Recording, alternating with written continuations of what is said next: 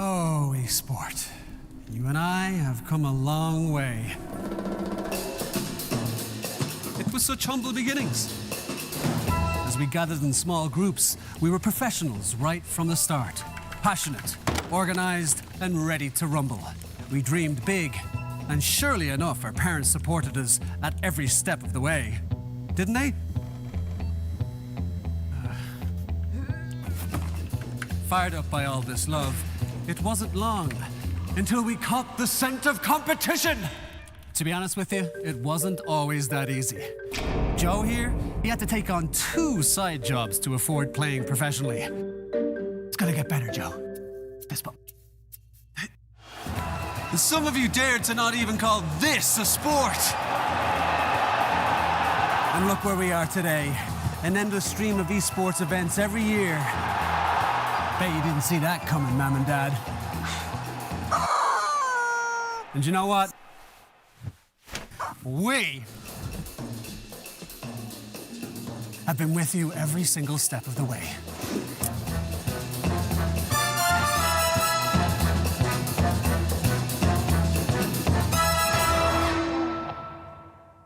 Dream of working with people you watch on screen.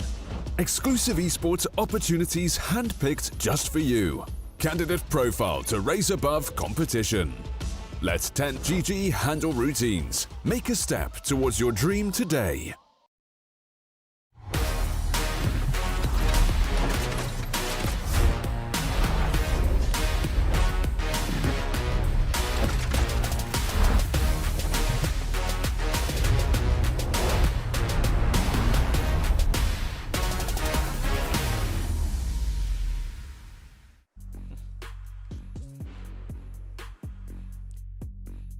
Oh, esport.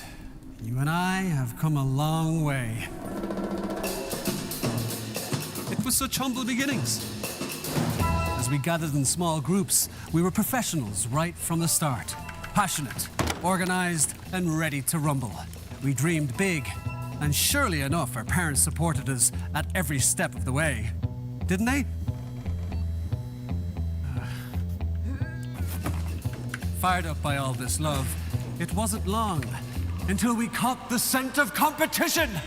To be honest with you, it wasn't always that easy. Joe here, he had to take on 2 side jobs to afford playing professionally. It's gonna get better, Joe. Some of you dared to not even call this a sport. And look where we are today. An endless stream of esports events every year.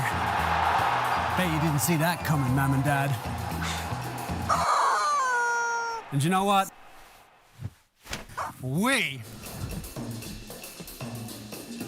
have been with you every single step of the way.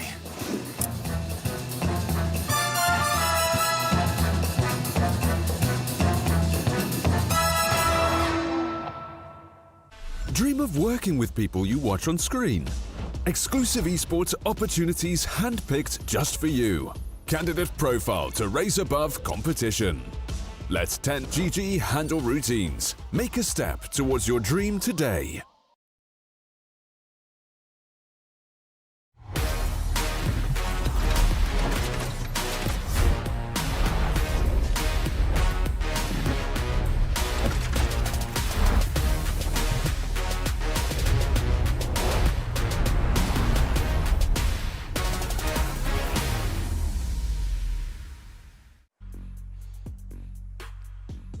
Welcome back, everybody, to the semifinals of Pinnacle Cup 5. I know I got interrupted by the ads just a little while earlier. Nobody noticed that. I promise that was not a hiccup. But there is a bit of a delay on the side of the teams, though. I know we're about to go. We have to go live with Astralis versus OG. But OG is currently playing in the IEM Sydney close qualifiers, which is why they still need a little bit of time to finish things up. But based on the rules of this tournament, they have about 15 minutes to finish up their game and then make it to the server, otherwise map number 1 will be forfeited. On top of that, there will be an additional 45 minutes afforded to the team to make it to the server for map number 2. Now, it's looking a little tricky right now because they're still in the second map of their first game, so they obviously have the choice to either forfeit that game and show up to this one, or they might have to forfeit this game entirely. So, we're still waiting on updates on that. We'll see how it goes, but until then, we'll be taking a short break.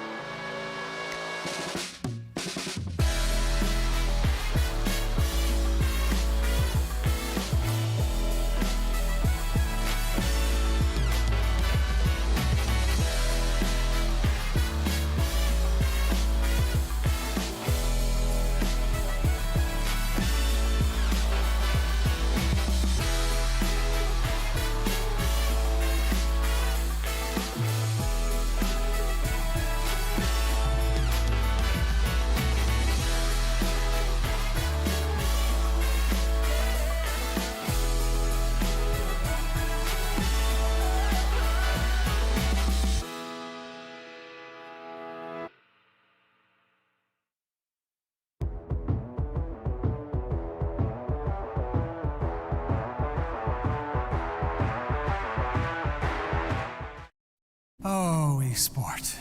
You and I have come a long way. It was such humble beginnings.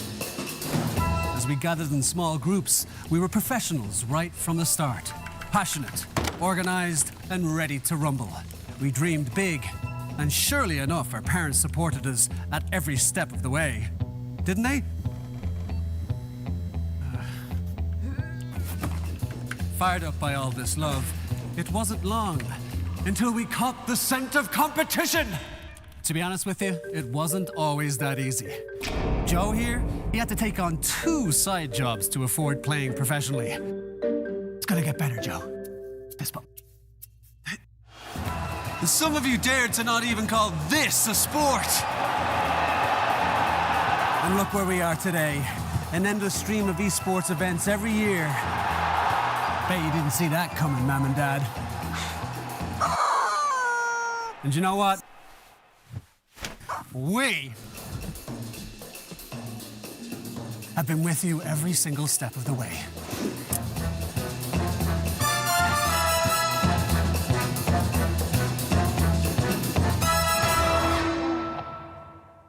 Dream of working with people you watch on screen. Exclusive esports opportunities handpicked just for you. Candidate profile to raise above competition. Let 10GG handle routines. Make a step towards your dream today.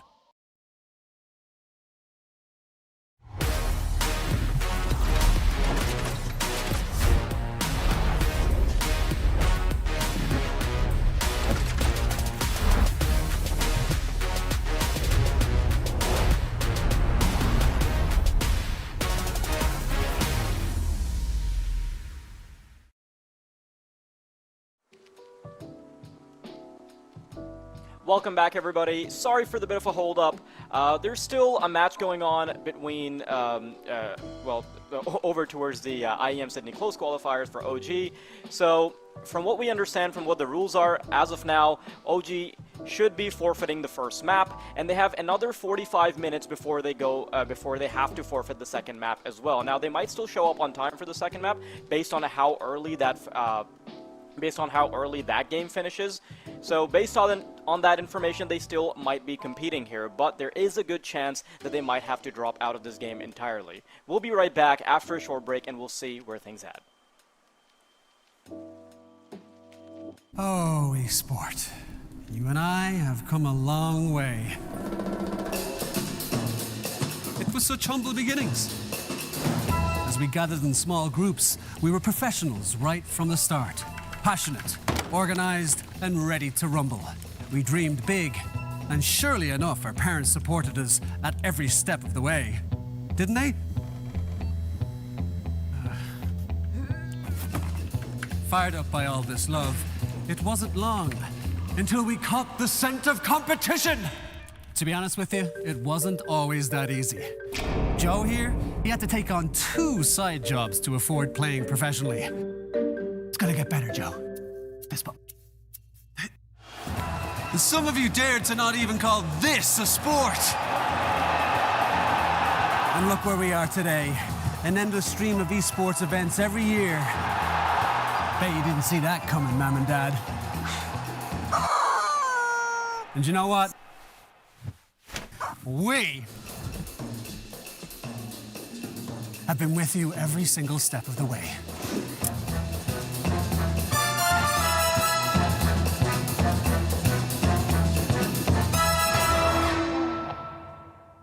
Dream of working with people you watch on screen. Exclusive esports opportunities handpicked just for you. Candidate profile to raise above competition. Let 10GG handle routines. Make a step towards your dream today.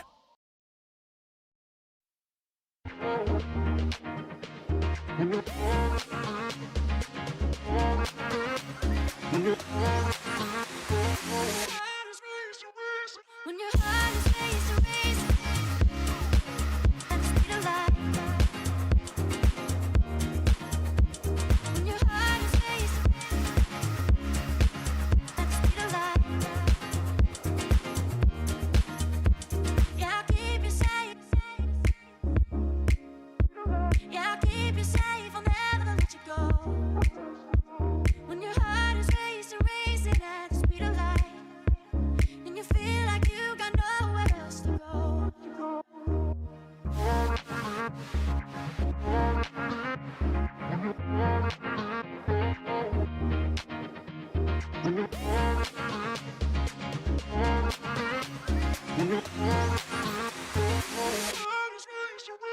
When your heart is raised to raise at the speed of light. When your heart is raised at the speed of light. When your heart is raised to raise at the speed of light. When your heart is raised at the speed of light. Jag lever safe. Jag lever safe on wherever you go. When your heart is raised to raise it, and you feel like you got nowhere else to go.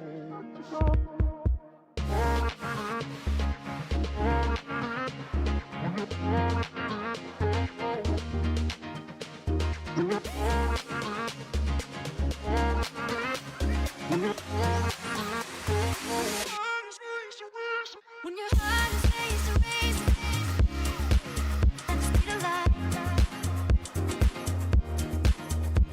When your heart is raised at the speed of light. When your heart is raised to raise at the speed of light. When your heart is raised at the speed of light.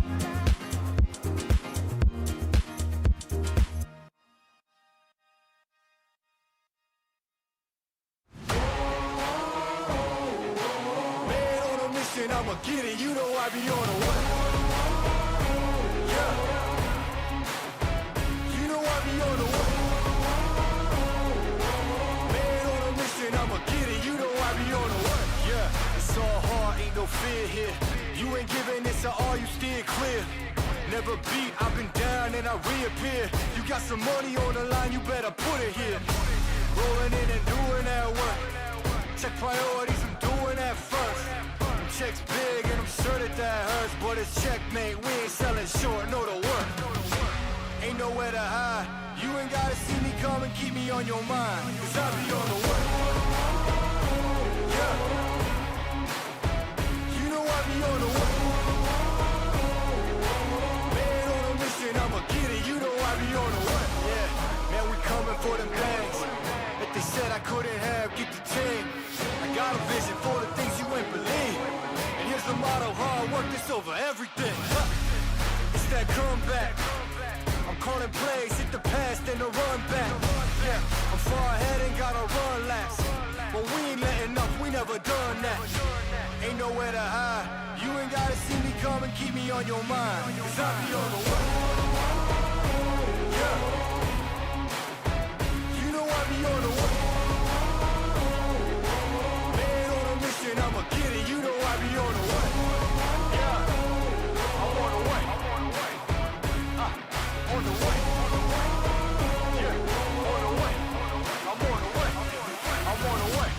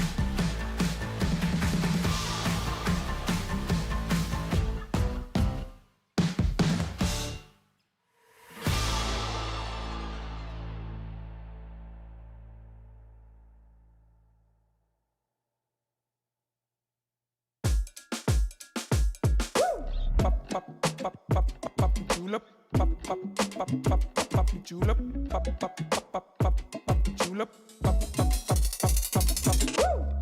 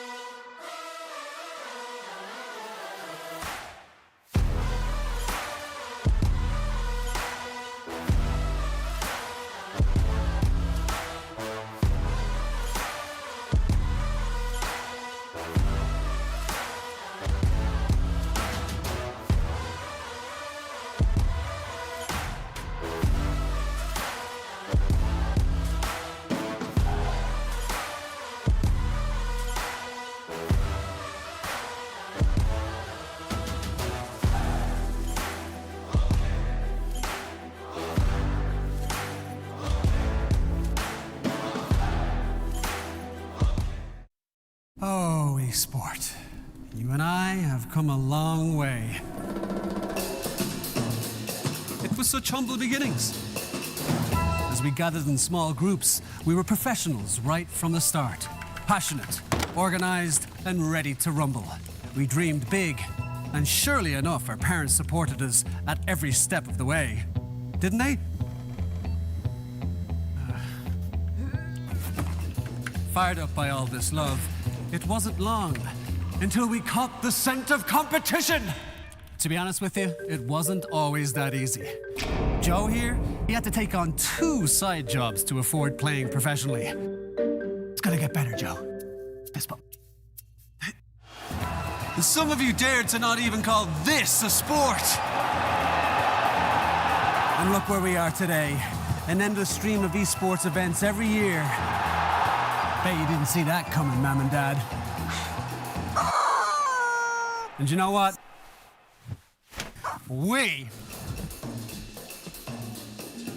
have been with you every single step of the way.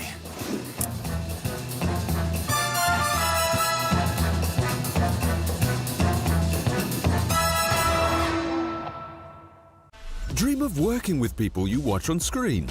Exclusive esports opportunities handpicked just for you. Candidate profile to raise above competition. Let 10GG handle routines. Make a step towards your dream today.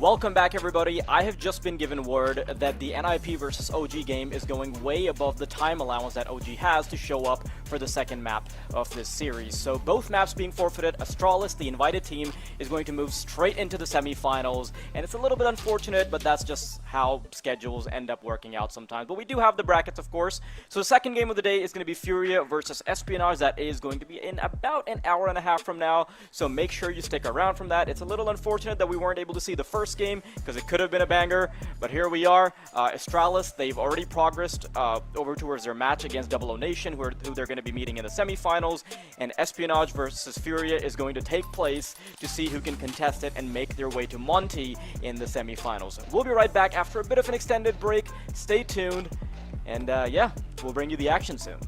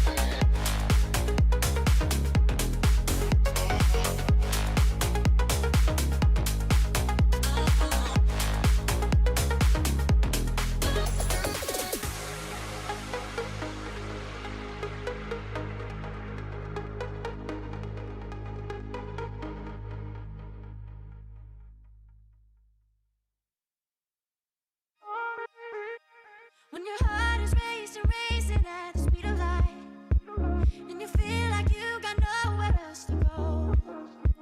No, I'll hold you till the sun comes in the morning light. Yeah, I'll keep you safe, I'll never let you go.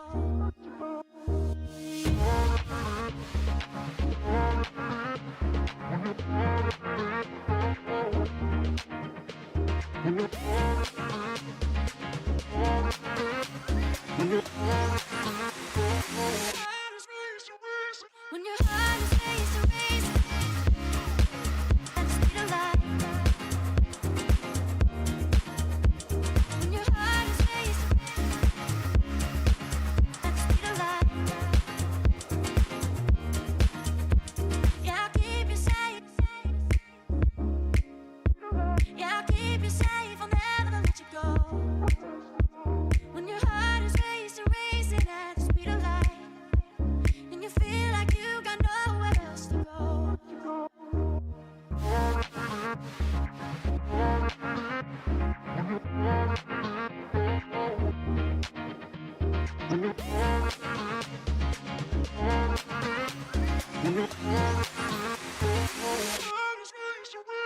When your heart is racing, racing at the speed of light.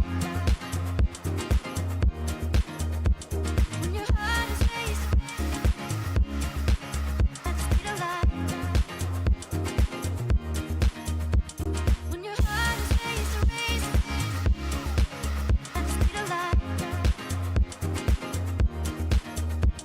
When your heart is racing at the speed of light. Yeah, I'll keep you safe. Yeah, I'll keep you safe, I'll never let you go. When your heart is racing, racing, and you feel like you got nowhere else to go.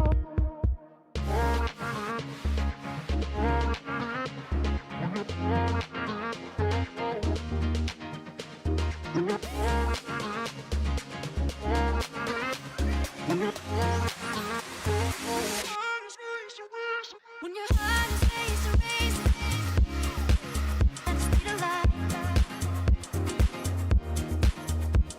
When your heart is racing at the speed of light. When your heart is racing, racing at the speed of light. When your heart is racing at the speed of light.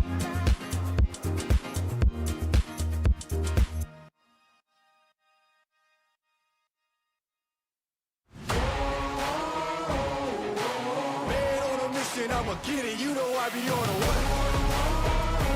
Yeah. You know I be on the way. Man on a mission, I'ma get it. You know I be on the way. Yeah. It's all hard, ain't no fear here. You ain't giving this at all, you steer clear. Never beat, I've been down and I reappear. You got some money on the line, you better put it here. Rolling in and doing that work. Check priorities, I'm doing that first. Checks big and I'm sure that hurts, but it's checkmate. We ain't selling short, know the work. Ain't nowhere to hide. You ain't gotta see me come and keep me on your mind, cause I be on the way. Yeah. You know I be on the way. Man on a mission, I'ma get it. You know I be on the way. Yeah, man, we coming for them bangs that they said I couldn't have. Get the team. I got a vision for the things you ain't believe. And here's the motto: hard work is over everything. It's that comeback. I'm calling plays, hit the pass, then the run back. Yeah, I'm far ahead and gotta run laps. But we ain't letting up, we never done that. Ain't nowhere to hide. You ain't gotta see me come and keep me on your mind, cause I be on the way. Yeah.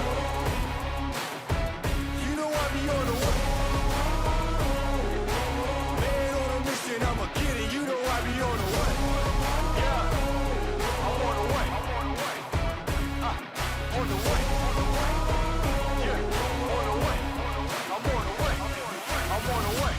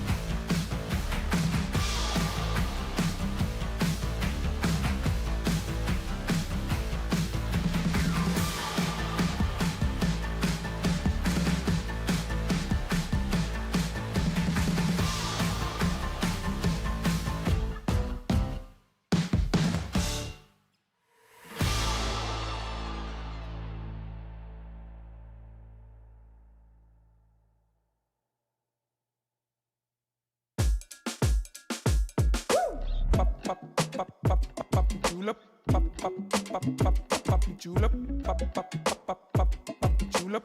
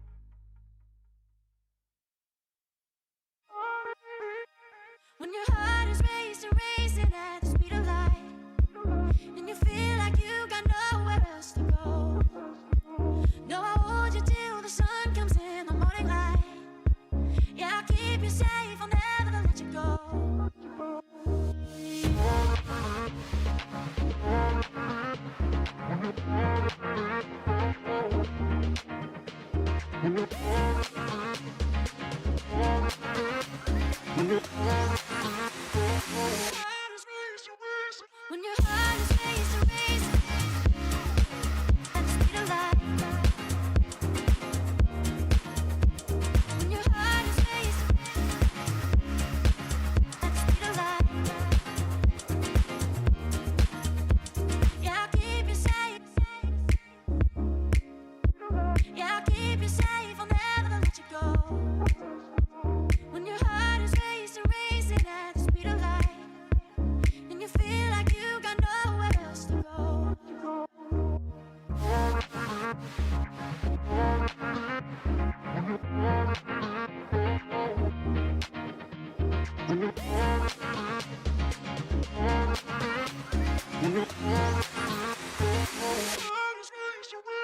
When your heart is racing, racing at the speed of light.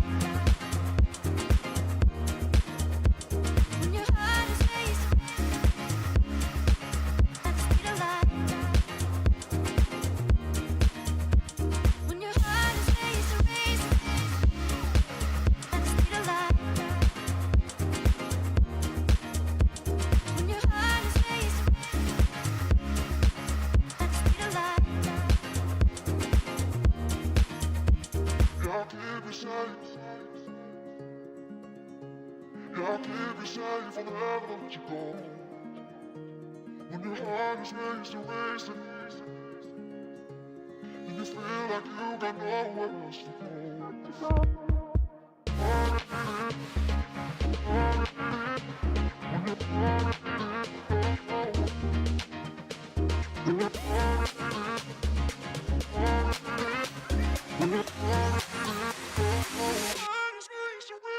When your heart is racing, racing at the speed of light. When your heart is racing at the speed of light. When your heart is racing, racing at the speed of light. When your heart is racing at the speed of light.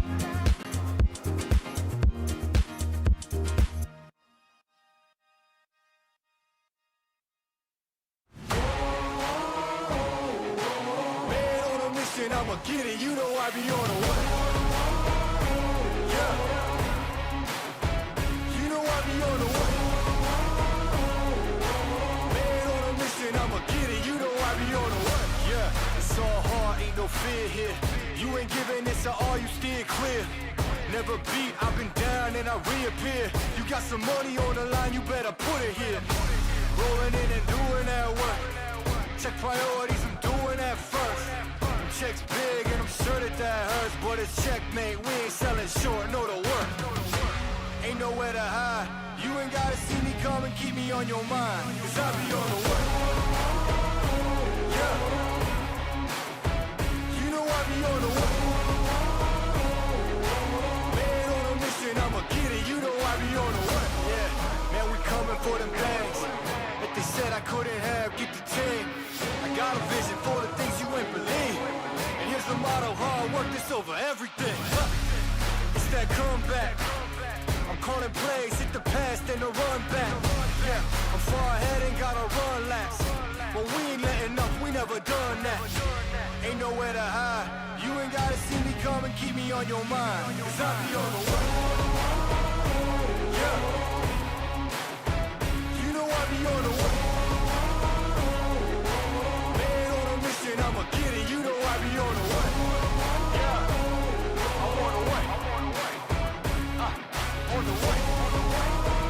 Yeah. On the way. I'm on the way. I'm on the way.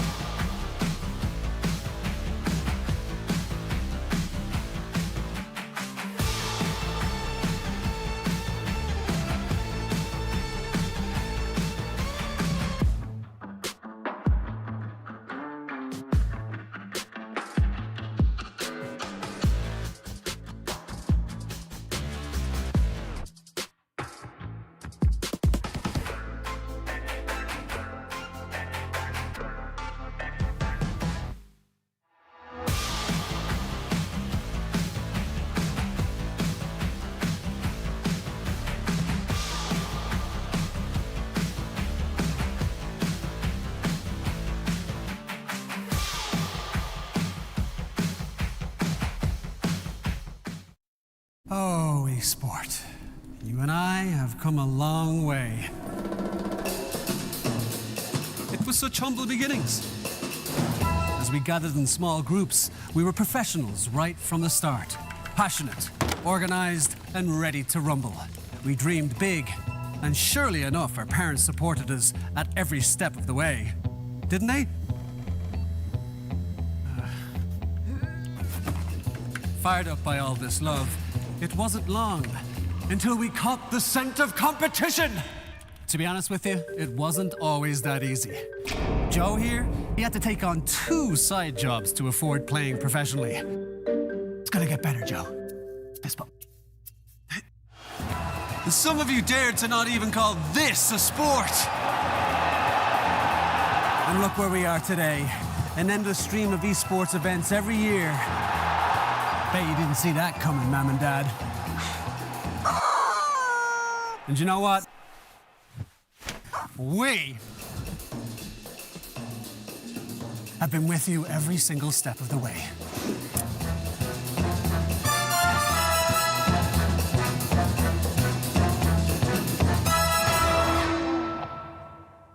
Dream of working with people you watch on screen.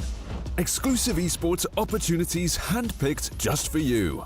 Candidate profile to raise above competition. Let 10GG handle routines. Make a step towards your dream today.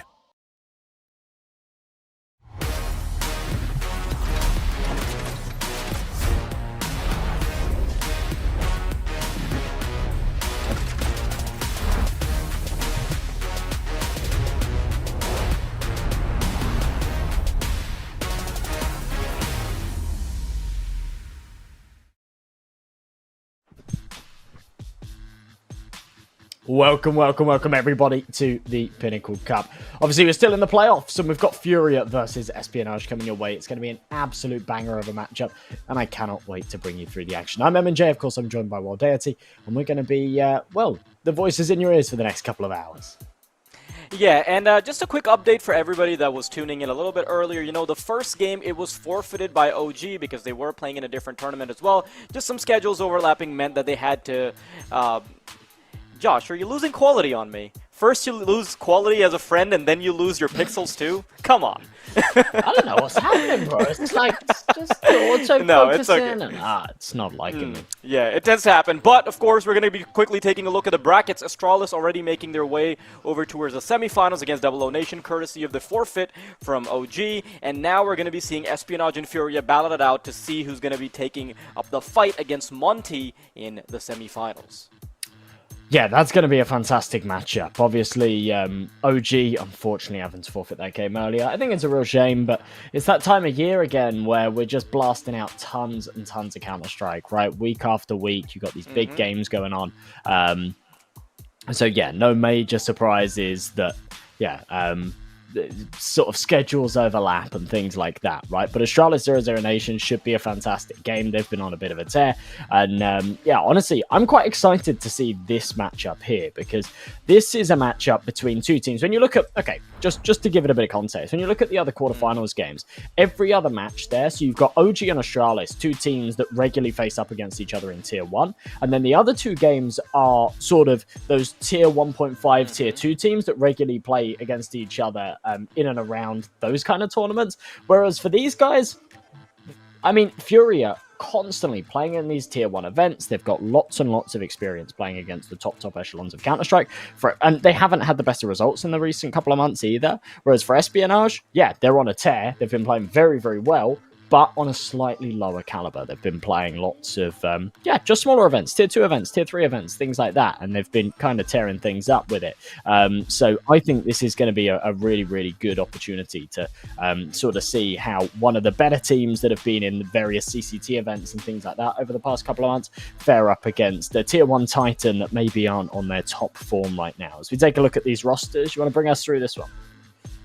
Oh yeah, for sure. Now, the thing about Furia, right, is that although, you know, we can pitch them as sort of this Tier 1 team and all that, the truth is that the days haven't been looking too great for Furia recently. If you look at some of their previous matches, you know, they had a very early exit out of Gamers 8. They didn't really do a great job in the European Open qualifiers for IM Sydney. They didn't really make it far in the Thunderpick World Championship either. IM Cologne, 9-12th place. IM Dallas, like, in the past 3 months, they've very consistently been, like, although, yes, they're sort of flirting with Tier 1, but they've not really actually been winning many games in Tier 1 to really cement their spot. So I think 1.5 would be more of a fitting title. Now, Espionage, on the other hand, they're a team that have everything to prove right now. You know, they are made up with bits and pieces of what used to be Tricked and Ecstatic. They've only got a couple of months under their belt as a team, and this is one of the first few tournaments that they've been playing, right? Not necessarily the first few, maybe. They have played... I think they've already played in 3 tournaments, but it's not like they have a whole roster of games under their belt yet, right? And also, the biggest difference between this game and what they've been playing previously is that the caliber of competition has been completely different. Furia might be one of the best teams that they're playing against, so this is one of their big breaks into proving themselves. Absolutely, yeah. It's yeah, a lot to note, I guess, and a lot to sort of take on. Obviously, Lucky being a massive piece to that puzzle. Fantastic AWPer. Iceberg, even though he doesn't get the best of ratings, he's very valuable as well, wearing that IGL's cap and just, yeah, bringing so much to a team. As we take a look at these vetoes, the bans, it's Inferno and Anubis gone, a Mirage pick by Espionage, so interesting. To be honest, they're kind of rocking all of the maps in the pool at the moment. They're happy to play just about anything, and yeah, they've got good results there too. Vertigo pick from Furia. So yeah, it's interesting that Espionage's ban is based off of just a map that they don't play as often, I guess, but they've still got good results on it. That's kind of the luxury that they have right now. And yeah, it leaves us with that third and final decider of Ancient, which yeah, actually both teams are fairly confident on. So I think just in terms of, to be honest, purely down to the fact that Espionage have been playing way more Counter-Strike recently, this veto obviously leans in their favor, especially when you take into account that Mirage pick. Furia, they don't really like playing it, even in the lower calibers of Counter-Strike as well. Losses against 500 and Monty. Obviously, the Na'Vi one, you can shrug that off and say, well, it's Na'Vi, right? But yeah, losses against 500 and Monty, I'd say they're pretty comparable in terms of their caliber. So yeah, that's definitely something for Espionage to go off of and maybe fill them with a bit of confidence. So that's the best of 3 that we've got in front of us, and I'm quite excited. Yeah, just in terms of the players, right, I think Furia do have an advantage, but the truth is that Furia haven't really had, like, the Cello and Fallen combo in their roster for a very long time, and the fact that they have not been able to really put many games on the board does inspire quite a bit of confidence for Espionage as well, and Espionage is a really well-drilled team. They have been playing for quite a while, they've got many maps under their belt, and you know what, it's not like they haven't been winning against Tier 1 teams, it's just that they haven't gotten the opportunity, because within their Tier 2 competition, they have been cleaning house. I don't really think they've been dropping many games, which is also why, like, if you headed on over to HLTV and looked at their win percentages, it's just, like, completely out of the charts, right? Even on the maps that you would think that they're banning, like, even on a map like Overpass, right? They are still performing incredibly well. So this is a team that is playing above their caliber, playing above their experience, and of course, when you've got the types of players like Quez and Lucky who have had a little bit more experience in the top echelons of Counter-Strike, you will sort of have that underrepresented rating, or at least underrepresented image when it comes to your actual skill level. Now, I'm very interested in seeing how this game goes, though. I mean, first map, Mirage, all guns blazing, it's going to be fun. It certainly will be, yeah. Now, obviously, talking about the teams that Espionage have played against, there's a lot of kind of familiar Tier 2, Tier 3 names, but within that midst, just in the past week, 2-0 win against Into the Breach, 2-1 against Sprout, there was a win against Monty a little bit further back as well, about a month and a half ago, so they have been taking down some big opponents, and I think that that's always going to sort of fill them with a bit of confidence coming up against, basically, well, actually, I say basically, definitely, the highest ranked team that they've played so far as a roster since their formation, certainly in the last 3 months. So yeah, as you say, they've got it all to prove right now. I think they're absolutely capable of doing so. If there's any time that they're gonna be pulling off a result like this, it's gonna be right now. They're fired up. They've had great results recently. They've been cleaning house in these Tier 2, Tier 3 tournaments, and Furia haven't had the best of weeks. So yeah, this is absolutely a time that we could see some upsets. I mean, remember, they lost to the Mongols just a couple of weeks ago in the Cologne play-ins, which is just a result that you would never, ever expect to see. To be honest, I kind of disagree with that. The Mongols have just been looking so incredibly good recently. The fact that they've just been sort of cleaning house, I don't even think that's like the yardstick that you would want to use. And, you know, on that topic, I also want to talk about how Furia, you know, yes, they've been taking losses left and right, but so far it's been under the veil of, okay, you know, we're playing against tier 1 opposition, so it's kind of a 50-50 game, but this is where their skill level, or like their current form at the very least, might sort of be exposed a little bit more, because when they start taking losses against teams like Espionage, that's when you know, okay, they're at risk of dipping into the lower bracket in terms of their image. Yeah, I guess so. It's a tricky one. It's definitely a tricky one. But we've had some big names. We've actually had some really, really big names in the Pinnacle Cup. Yeah, we will take a look at this bracket. We saw it earlier on, but just sort of to talk through some of the teams that we've waved goodbye to, I think is really the big one here. Because, yeah, Eyeballers losing to OG. No major surprises there.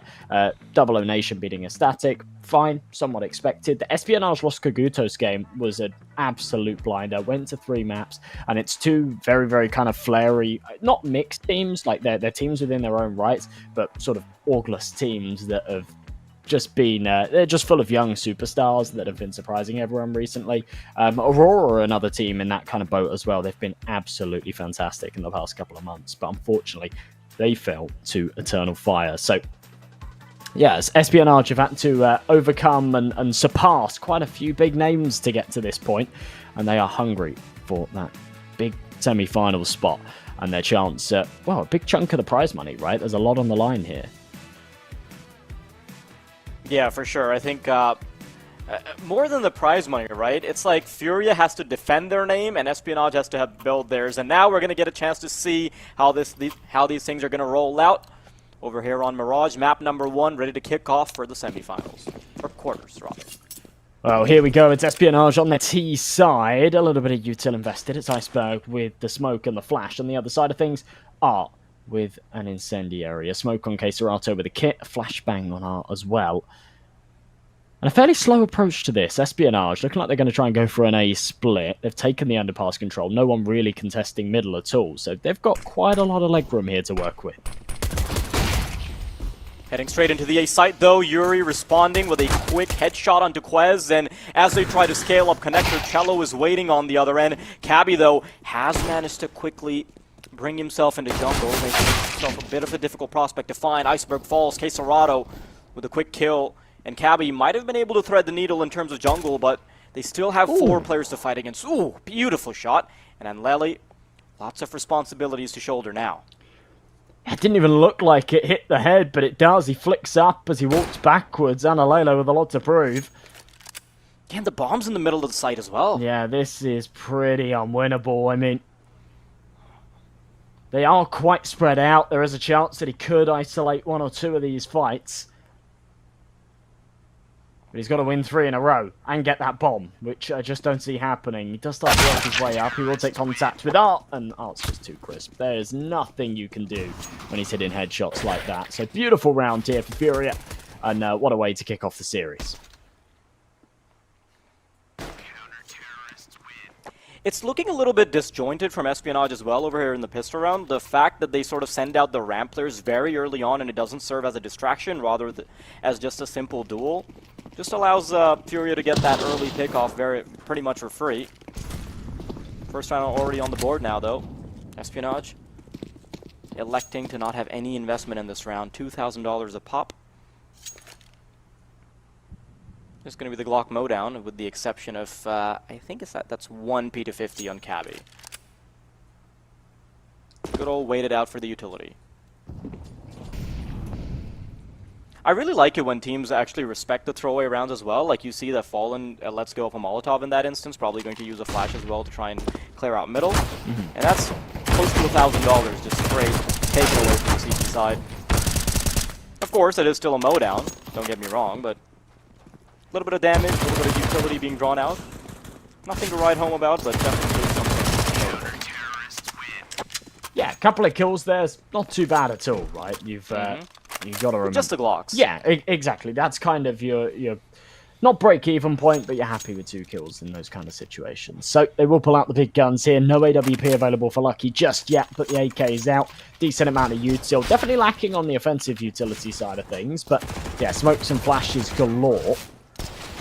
Yuri racking up a bit of cash there with that MP9. Scary, seeing him fly around the corner. Cabby. Oh, thought he might try and pop a random shot through the smoke. Might have got lucky.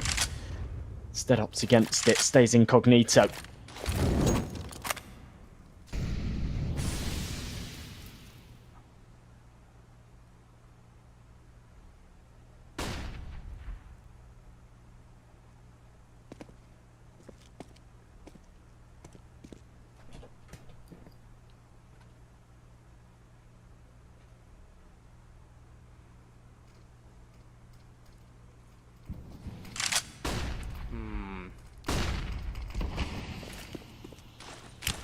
Slow push into ramp. There's a player waiting on connector as well. 3-man setup on the CT side does mean that A will be pretty heavily defended. About to get an encounter here in connector. Should be uncomfortable for both parties involved. Fallen is the first one to take contact if they do decide to push through, and with the smoke fading, it will be replenished by a smoke from Fallen, but I think they were yearning to try and push onto the A bomb site, Josh. Flash over the top, 35 seconds left. Espionage cutting this one fine, but Iceberg, he's given a bit of a freebie, a lifeline hit with the 2-man advantage.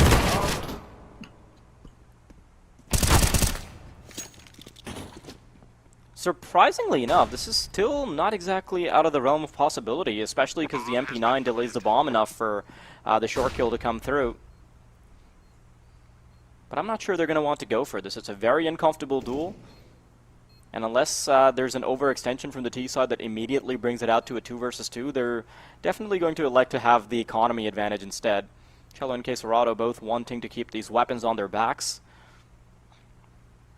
And I really respect the way that round was played out by Espionage. Just some really good coordination. The kind of coordination that was missing on the pistol round. Recognizing that Fallen replenishing the smoke was because he wanted to pay more attention towards jungle, finding that little gap in timing to make their way upstairs. Just those tiny little details that all come together for a successful A push. Good timing as well. Lovely from Iceberg. Good little read. And even whilst they drop a man or two here or there, they respond and they trade it very, very swiftly. So Espionage, not trailing for long, and now looking to tie things up as Furia bite right down to their reserve cash. Everybody on effectively $0, but finally some rifles come out. Cello on that MP9. And it's going to be another hard A execution here. Espionage are just feeling this A site. They've been coopered the entries, so they're going to try it again. Oh, Yuri left unchecked, but they're not close enough to be turning into a 2-man piece. No, Fallen does respond with his M4. Iceberg immediately stopping any transgressions over towards the smoke. Quesorado, though, wants to double dip. Peeks out. There's the first headshot. Oh. Sandwich player collected as well, and that just leaves Lucky in a very precarious 1 versus 3. He's got all the HP in the world, and with Quesorado and Fallen being low, they've actually got a very contestable chance here. 1 minute and 10 seconds on the clock. Bomb in possession. He's got all the tools. Just needs to know where to strike. The problem is, the more time he takes, they get a little bit more time to sort of disperse their resources, reposition as well. He had intel on where these final few connections were on his teammates, but now they could have already circled all the way back around to even ramp if they wanted to. To be honest, I think him going dead silent maybe does him some favours in terms of just the space he's allocated. He starts to work his way in. No, he saw the head. Doesn't react to it. Lucky. Oh, he's dead. Yeah, he has no idea where that even came from. That's awkward. 25 seconds left, though. Might be able to just throw himself on the site and get a plant. The issue is Quesorado. Now that they know where he is, he's on top pursuit. There's no way Lucky's going to be expecting the fast round flank. Oh, this is just so awkward. Timing's impeccable, but Fallen will finish off the job. Little fist bump to whoever he sat next to. And 3-1, Furia is a good start. The sandwich player is so far disconnected from everybody else that the refrag on the sandwich player just takes way too long. And of course, K-Serato have finding that little gap in the smoke for the sake of double dipping. That's very impressive as well. But I think Espionage could have played their cards a little bit better just in terms of spacing. Now, heading on over to the B site, that's where they're... Ooh, a little disjointed here from Cat. He kind of just throws himself out in the open over on middle. Now, Lucky does refrag. Should be able to get the bomb back as well, but kind of a freebie here for the CT side if that overextension from the middle player didn't come through. Cello on the jump spots. Not seeing anybody just yet. They're in the B apartments, but much, much further back, holding towards TV. There's still plenty of time in this round to work with, so they don't have to force the issue. They don't have to risk making any major mistakes. Play this as a unit, they'll regroup back into mid. K-Serato, who's a bit of a menace in the last round, could do the same here. First headshot found, but he doesn't stick around for more. I mean, they've still got 3 rifles. This is a super contestable round. Nice nade that does follow Iceberg quite a bit. He's only got a single point of health, and just the heat from the flames could kill him at this point.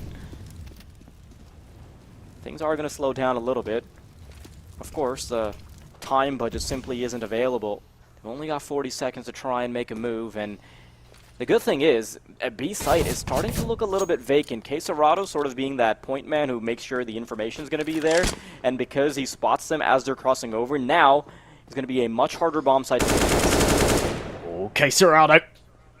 Big kill onto Quez, just whittling down these numbers one by one. Alalele does take one back, but that looks like it's all we'll see as ducks onto the A site. He's going to try and plant. Save, fall, no, actually taps it. Reads that beautifully. Fall and drops. Alalele, it's now winnable. The issue is his health, and, oh, well, maybe not winnable. They spam him through triple, no chance there. And Furia, I mean, this has been a great recovery. 4-1. Yeah, the fact that they had 3 rifles definitely made it a tricky round to wrap your head around, but Furia not really letting it get too out of control. K-Serato all the way from short with his AK. Trusty spam, and of course the low HP does seal the deal.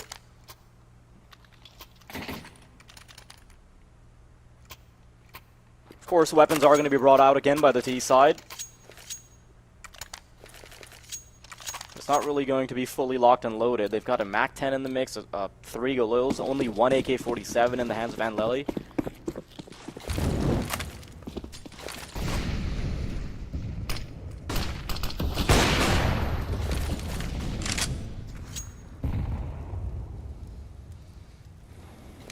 More B-heavy approach now. Just one player over towards middle, making sure that he can at least have some presence on the map.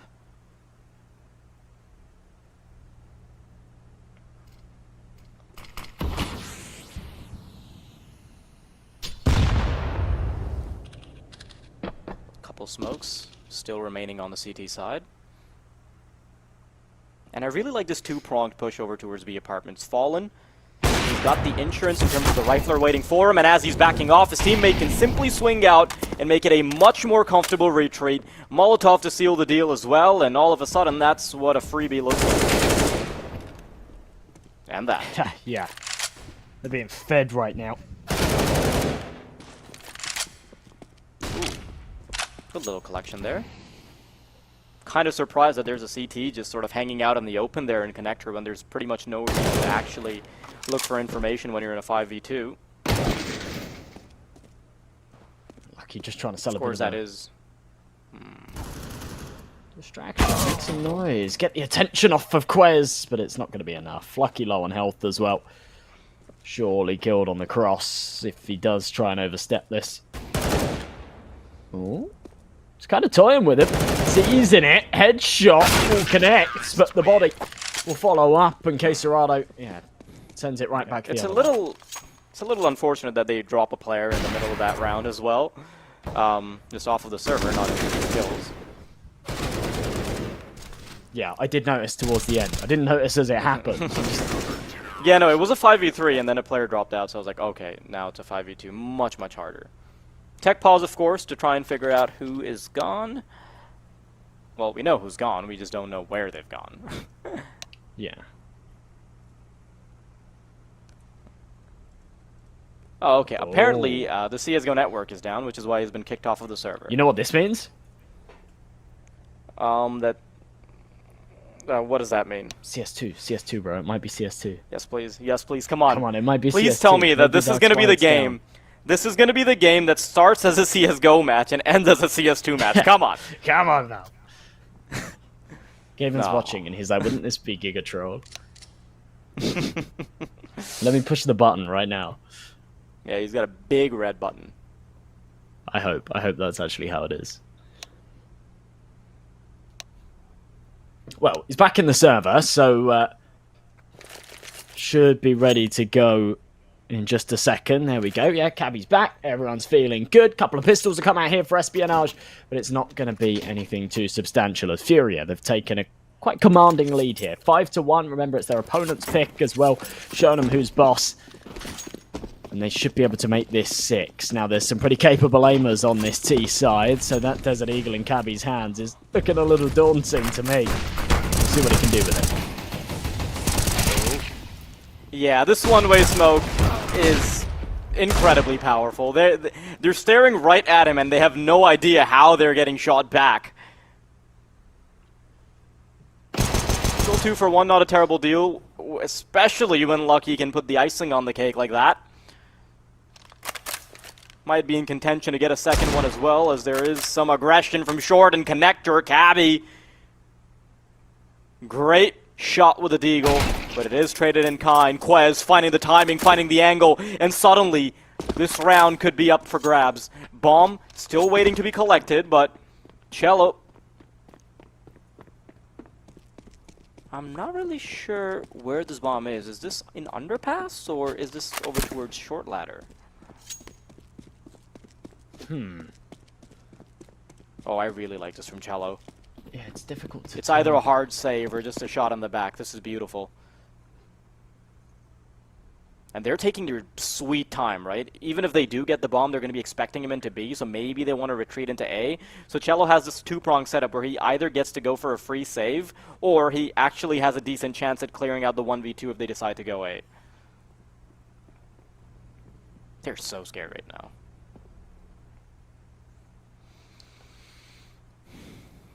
Cabby, worried that as soon as he tries to get past connector, he'd get shot on the back, but no.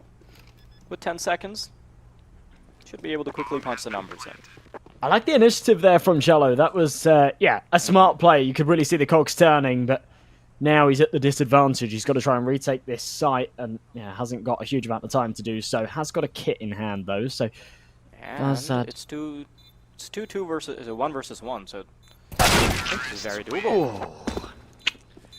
Not if Cabby's going to be lined up like that, and he's going to slow walk right into his crosshair. So second on the board for espionage, and it's, yeah, the weak buy that prevails. I've maybe jinxed it a little bit, saying I was expecting this to be a 6th. And yeah, to be honest, after the way it started, you really did expect it to pan out that way. It was a 5v3. It felt like Furia still maintained all the control. They had all the cards in their hand. They just dropped them all over the floor. They've made a mess. And Espionage have now got a chance to try and close this gap. No buy here for Furia. They're saving their pennies for the investment in the follow-up. This gives Espionage a bit of a ticket back into this one.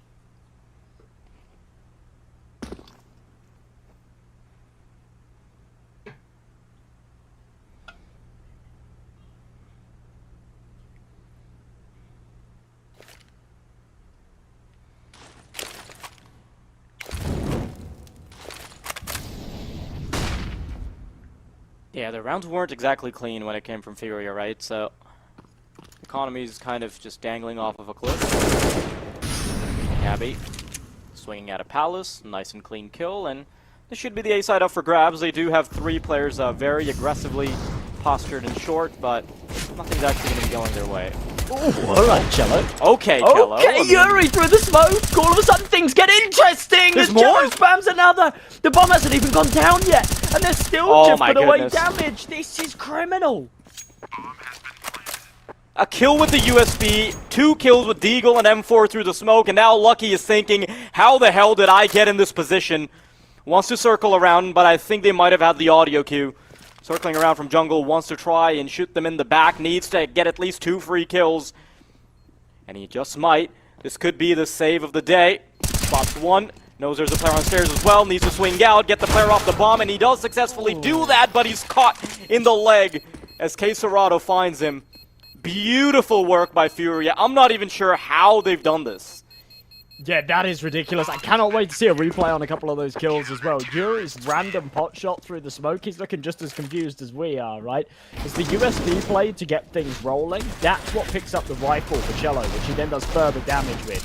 That kill there from Yuri is unreal. Cello following up with another. I mean, it's just one after the next, and you're just left scratching your head going, how the hell have they just stolen that round? Yeah, Espionage weren't even really fighting back because they were getting shot through smokes. Fallen. I think he might have had... Ooh, great flick from Iceberg. There's a bit of a resurgence here from K Serrato, who wants to try and find the player on middle, but I don't think he'll be afforded that opportunity. Art waiting with the AWP, gets one, knows there's a second, re-peeks into the AWP, and Lucky, that double is going to grant them access into the A site, but they still need to watch out for Fallen, who is still holding on to a sniper rifle. Well, Iceberg's still sat in top mid, and he's got the control. Bomb down on the site. Lucky in a dangerous position, and look at Iceberg. Oh, he's going on a bit of an expedition. All the way around a super long flank. He's got to make sure that his teammates stay alive in this time. But they've got a minute on the clock. They can stay put. Fallen. Oh, that's big. I can't believe he gets away with it. Headshot as well. Now Iceberg, he's going to have to spend a whole lot of time making sure that there's no audio key as he comes towards A. They're trying to go for a bit of a sandwich approach where the Palace player will take contact as soon as the CT player makes himself relevant. But because he's being watched out... Ooh, away! Wow. No, he's waiting. Love that awareness.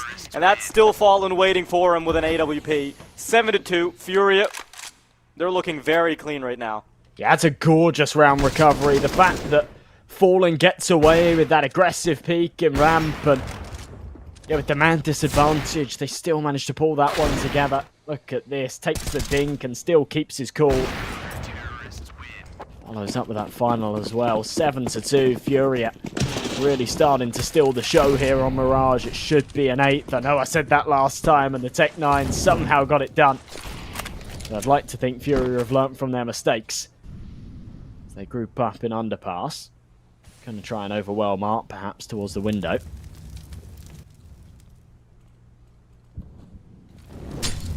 Here they come. Little Tech-9 crew on their way. Oh, Cabby, the Tech-9 crew actually starting to pay dividends. Quez being able to find Art as well. Fallen and K Serrato desperately fighting back, but these Tech-9s are looking too damn accurate right now. Cello up against Quez. Headshots through the brain. Of course, I mean, there are headshots. My brain might be the one that not working, but... And Lely and Iceberg, unfortunately, they're the two that haven't picked up rifles just yet. Cello waiting. Fallen, realizing that A is probably not their destination, and Cello's going to have to be good with it. Cannot afford to miss anything. Nice 2 headshots, and that is going to be the end of the tale for Iceberg and Lely. Good stuff.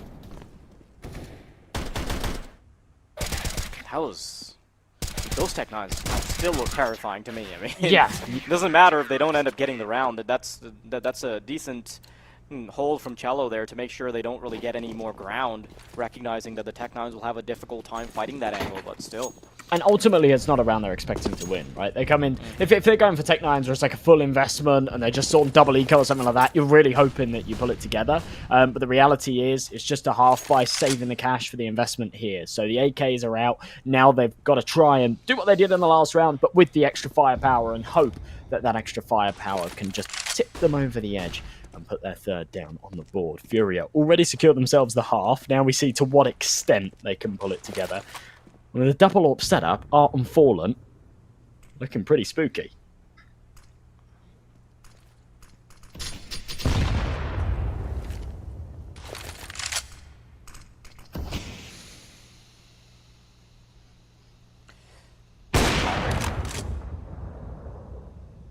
Not a shot that he would miss in a million years. Just waiting for the bomb to now start to show itself. A couple players in the apartment. One player that is actually trying to create a bit of a distraction, and that distraction has quickly been nipped in the bud. Jump spot to Quez. He should be able to trace down Cello, and they do have good control of the B-bomb site. And with that second kill, all of a sudden, a round that started to look convincing for Furia might be going the way of Espionage. Oh, messy from Keserato, but fallen through the smoke. How does he get away with it? Time and time again. And Analele's now got a 1-on-3 to try and pull off low on health. He might just be able to isolate them. The spray transfer. Oh my goodness. And it's him and Keserato. This is for a third round here for Espionage. Bomb beeping away. It's already halfway ticked. Keserato taps it. Tries to bait out the peak. And there it is. Analele pre-fire. Good night, my friend. As Espionage bow it right back. And look how happy he is. Yeah, there's... This clutch goes beyond just the rounds, right? It comes in terms of spirits as well. They must be feeling great about that. The fact that a player went from 2 kills to 5 and actually clutched out a very important round. And Lely, you know, he was sort of lacking on kills throughout this game. And you know what? So is everybody else, so you can't really blame him. But putting that round on the board, putting a clutch on the board, spirits should start to be lifted now. Lucky. Great little boost to catch off the player and connector completely off guard. And this round should be pretty much a freebie. I know we said that before, and we ended up seeing a complete USP shutdown, but probably not twice.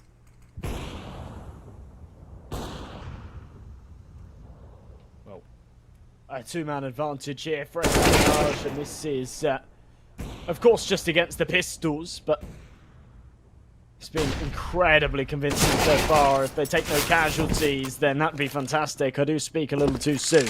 Fallen overwhelms Analele. Bit of payback for last round.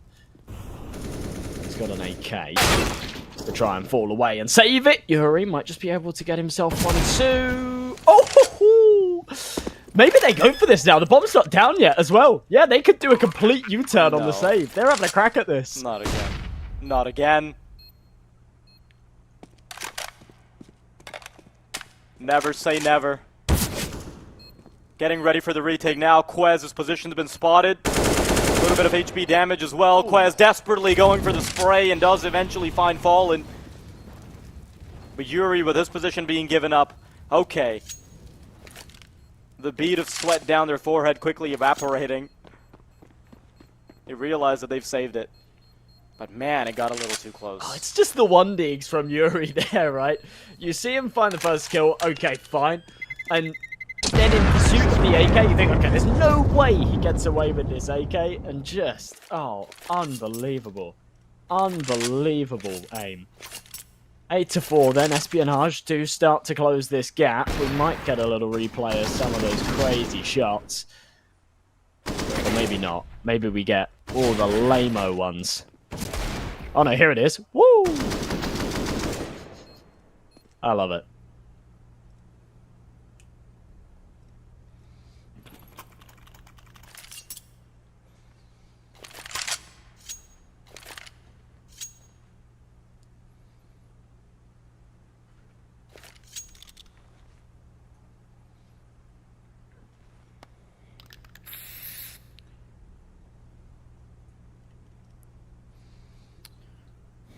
I'm really liking this resurgence from Espionage, though. I mean, this is their own map pick, and if they can put like 5 to 6 rounds on the board, suddenly maybe we can make a case for the CT side.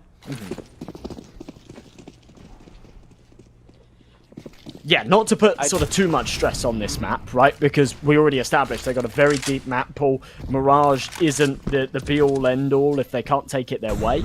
But yeah, it's important to note, it's their map pick. If there's any map that they are going to be likely to take in this series, it's this one here. So they do need to give it their all.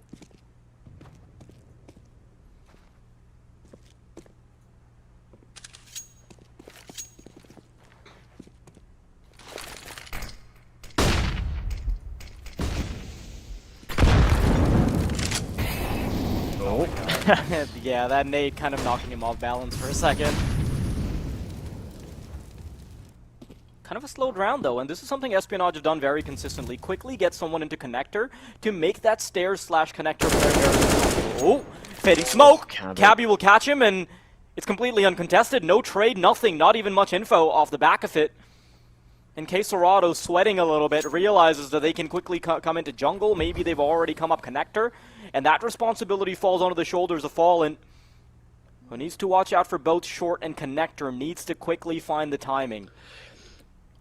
Yeah, there's so With many 40 ifs. seconds remaining. They gave up mid for sort of 10-15 seconds, so there's plenty of positions where even though Espionage aren't there right now, there's always the opportunity that they could be. And Furia, they've got their heads on a swivel. Fast play out onto the B site. Beautiful entry from Quez. And that sign seals and delivers this round. It's going to be a 5th for the Danes. Yuri and Queserato hopefully into the next round. It doesn't look like Iceberg wants to grant them such luxury. Lucky? What the hell happened there? How was that not a kill?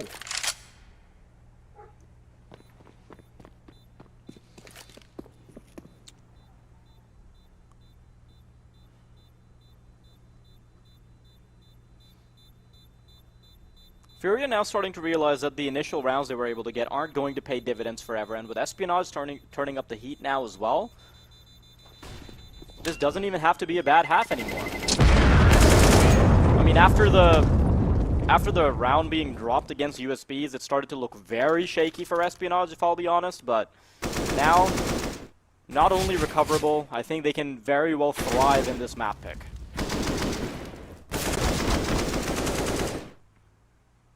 That's not even mentioning the money that is going to be a problem for Furia right now. Kind of a mixed bag of trees. They've got an MP9 thrown in there, some upgraded pistols, armor. Oh, nice entry from Cabby. Again, it's just against the pistols. It's not going to be this one here that you're expecting Furia to win, but it'll be the follow-up that they'll be really, really looking to take their way. They'll have rifles behind them, and it will be their chance to get 9 rounds out of a half that, to be honest, like, an 8-7 half is still good for them. But yeah, considering the round count that they had early on, they're definitely going to be feeling a little hard done by if that's all they leave with. So, proceeding with caution, Espionage actually very, very spread around the map, sort of playing in pairs right now to not allow the 1-for-1 duels. Cello has spotted an arm, spots ahead, just can't connect it. Oh, it's scrappy. And Alalele. Oh, that almost goes sour. Oh, it does.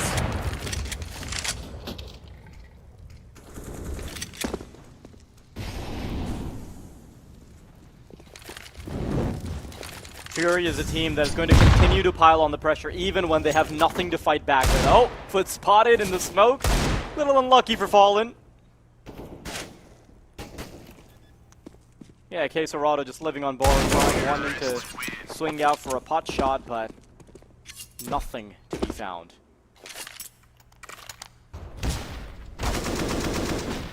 Honestly, at the start of this game, it kind of started to look like Furia were just completely overpowering Espionage on every metric imaginable, but that is no longer the case. Yeah, it's clear that Espionage have just sort of found their footing now. They took a few rounds to get warmed up, and now that they're starting to, grow accustomed to how Furia are playing these rounds and where they like to play as well. They've played much, much better Counter-Strike. Cabby has been playing out of his mind as well. Sat at the top of the scoreboard, 13-11. And, yeah, I mean, he's just been unbelievable. So many big entry rounds. So many moments as well where he's just kind of been by himself, lurking, especially towards middle, where he's completely flipped around on its head just off of his openings. And that's the important part, right? Not the fact that he's getting entry frags, but he's getting them in a position where the team from Furia is completely polarized. If you get a kill on connector, suddenly all of the information is gone. Yeah. Yeah, it's an awkward one to plug the hole of. Yuri, early entry, but look how fast Quez is out of Palace. He's only good for the one, but it draws all of the attention away. Nobody focusing on mid any longer. All eyes are on Palace. The issue is that they just couldn't follow up anything more. It's onto Cabby's shoulders, but again, surely not. Another 1v3 attempt that might go their way. I'm not even sure if he realizes that there's a player there. No. Cello gets that final kill in, and Furia, by the skin of their teeth, are able to graze past the 9th round. That's still some really impressive collections there from Cabby. One thing we really didn't get enough of in the last round was seeing Yuri's position, right? The fact that Yuri is, instead of dying, he quickly nestles himself into the corner on top of the bricks under Palace. It makes it a much more difficult duel as they're trying to swing out. Cannot focus on the players in jungle. They have to try to fish him out, and in that instance, it just becomes a whole lot easier for Furia, even if it does come down to the 1v1. Piss around, though, is going to be very important. Don't want to be on the CT side and already be starting off something like 11-6. Yeah, of course. There's definitely a little more weight behind it now that they weren't able to take round 15 as well. Julie's out on Analele. Oh, look at this. 2 players. Yeah, it's him and Lucky with the Julies. 4 guns combined, and they can do some serious damage. Play into the B site. Flash is good. Quez blinded, but still takes 2 in the I can't believe he's still there. Oh, it's ridiculous. He's still alive. And even though he only finds himself a single kill, that buys so much time for the flank. The flank is still a little too late. They're simply not in position to capitalize on the fact that the bench player has bought time. Iceberg being able to find the second, though, does make it a whole lot easier. Fallen tucked into Van, and there is nothing you can do against 3. I'm honestly really surprised that they get away with that round, considering the fact that the dually simply didn't make it in time out of apartments. They take their sweet time in clearing out the bench player, and even then, the positioning simply isn't there. Espionage, good recovery. Yeah, they've done well there, and honestly, just massive kudos to Quez. Staying alive, finding that kill even after being flashed, and just buying a bit of time for the rotations. Not just the flank, but actually his A players as well coming in through market. They were pretty hot on the heels of Furia as soon as that bomb had been planted. Now, with the bomb going down, they do actually have a pretty decent buy to work with. So Rifle's out, and well, Espionage play a little too aggressive, all things considered. And they're punished for it. Punished big time. Beautiful entries from Art. 2-man advantage.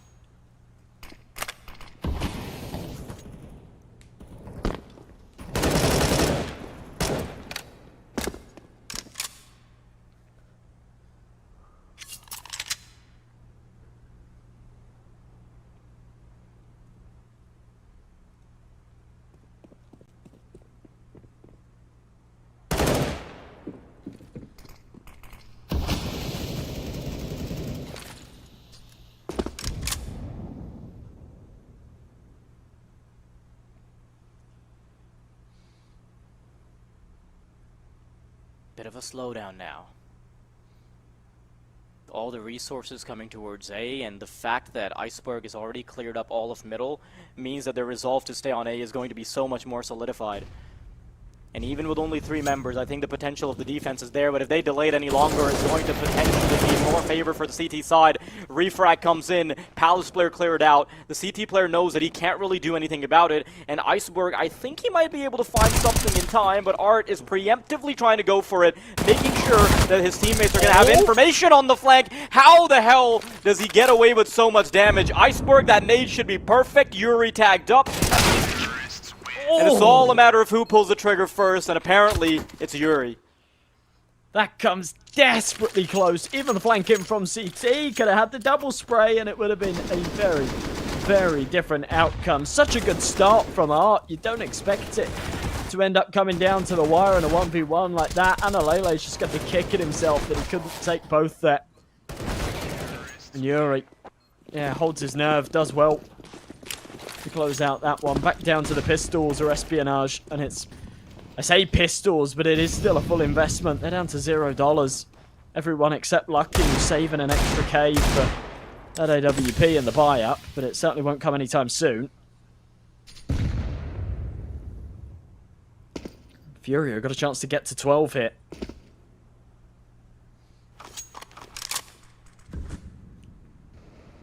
Yeah, it's a little unfortunate to lose that second round, right? Espionage, they did a really good job on the recovery on their T side. And now they kind of have to play the CT side with their chips down as well. Furia not really wanting to make any early moves, don't want to lose their heads to Deagles. But I really like this proactive approach from Espionage, slowly having their players get closer and closer to the extremities. Great shot from Cabby. Second one, Fallen should be able to collect it, and there's a second Deagle coming through. Yuri needs to defend his teammate, quickly grabs the bomb, but isn't able to defend his teammate in time. A 3v2 in a very unlikely scenario, but by this time, Art has already communicated the information that B site is up for grabs, so you're not really going to have to take too many risks with the exception of having to cross over from middle. Not quite. Analele. Only good for the one, so Lucky has got a lot on his plate here. Now this is one of those rounds where the pistols come out, but they're hoping for just a little bit more than damage. They're fully invested. And Lucky, just looking the wrong way, not expecting Art to be on that van angle. And it's going to be 11 here for Furia. No money in the bank for the CT side. A couple of nice shots here, but it's unfortunate.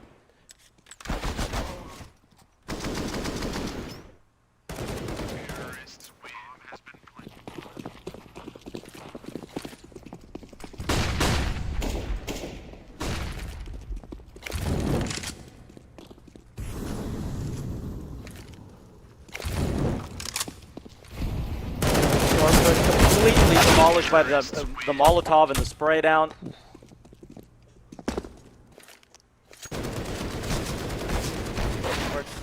Ends up working out really well for Furia.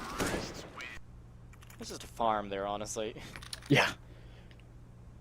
Yeah, it's just the epitome of get around done quickly. They take one casualty, of course they can shrug it off. Got a decent amount of cash in the bank, but I mean it's certainly not they're not rolling in it. Lucky pulls out that AWP, but it's only an AWP and a flash. Kevlar, but no helmet. Shouldn't cause him any issues. He's against the AKs, but the point being, he hasn't got a lot of cash left behind him. Fallen playing the side of that smoke, thinking he's got enough of a gap if someone tries to walk behind it, but little does he know, someone already has. Furia group up outside of B. Looks like it's going to be an execution towards this portion of the map. Can they deal with Iceberg and Lucky?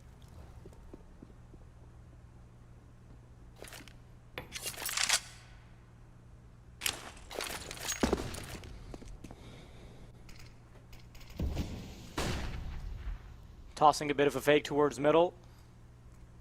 Making sure that the resolve towards B isn't going to be too concrete.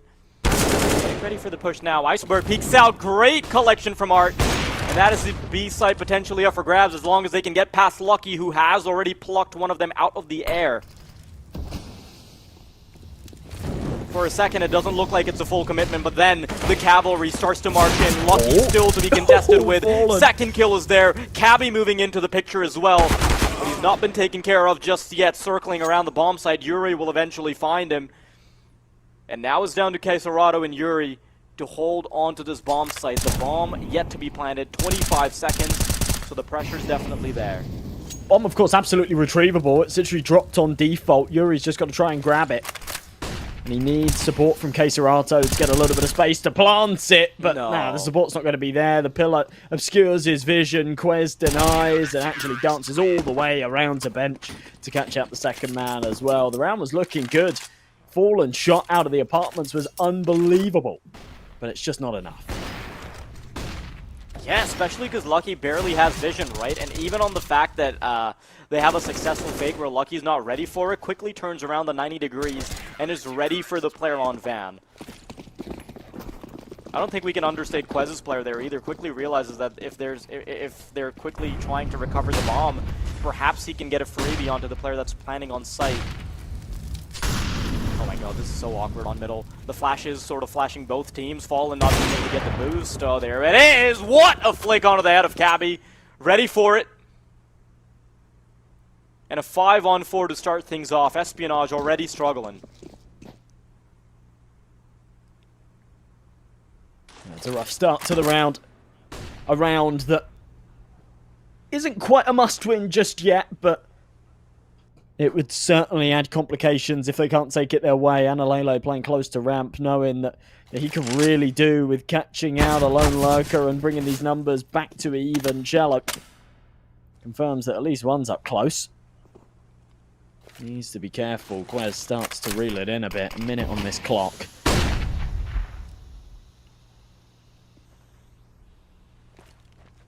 Fury are actually going to group up and go elsewhere. Yeah, I think they realize that the two-prong attack on ramp is just going to be too difficult to clear. They kind of just get funneled into bullets that way, so they'll be, say, taking their sweet time. They realize it's not exactly the end of the round just yet. They still got 30 seconds to toy around. Mid-aggression now. Quesarado needs to show his position, needs to make sure that they start to funnel over towards A.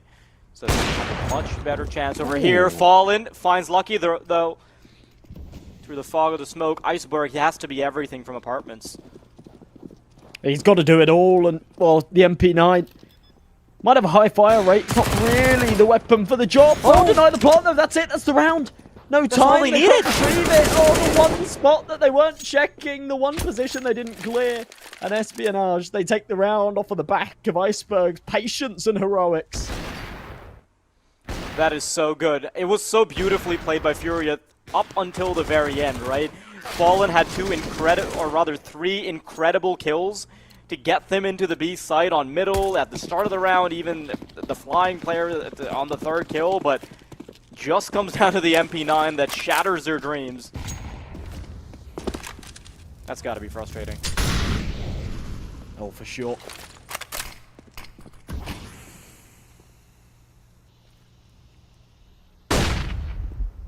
They actually ran back to this as well. Remember, Furia had a couple of guns carried across from that last round just because, yeah, they lost it on time. Meant that a few of them were on double eco. They have to buy back around this. So if this round doesn't go their way, then their economy is in a very, very awkward spot. But they have found the opening pick. Cello knows that there's one above him. Oh, that's brilliant. Oh, that's so crisp. More, maybe? Oh, maybe. Okay, No. not as clean, but still good damage. Yeah.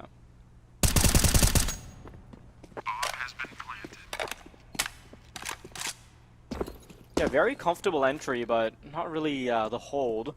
Still does come down to the 3v2, but of course it isn't really much of a contest here because Espionage have quietly bowed out of it. The realization that Lucky and Iceberg's weapons are much more important than the potential of getting the round.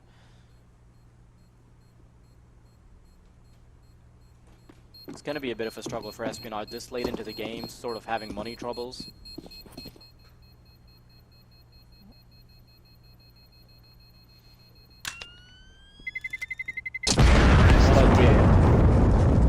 Not a lot of money here for the CT side. A couple of players on double eco, so it looks like they're actually going to try and force around this to save rifles.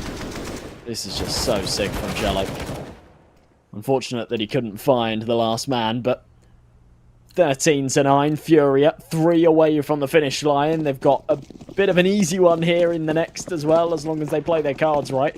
2 pistols, an MP9, 2 rifles to contest with.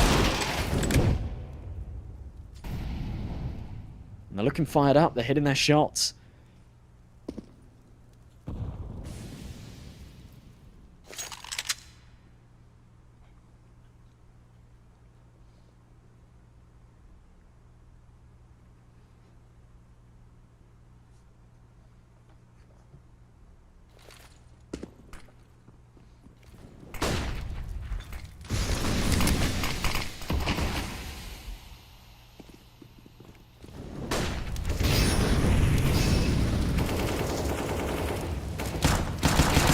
Very awkward smokes here. Finding Quez a little gap. Oh my god, how is this 5-7 doing so much? 3 kills already, Quez! 4, no, Quez! I cannot believe you've gotten away with it, and Cammy with the cherry on top. What is that 5-7 madness? Oh, I need to just stop talking. The caster's curse is real.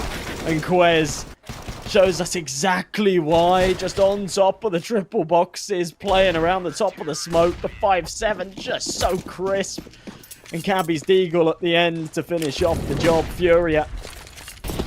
That should have been smooth sailing. And instead, they're now fighting to maintain this lead, but fully invested into this. A similar buy to what their opponents had in the last. And if they can't pull it together, then we might actually see this scoreline tie up.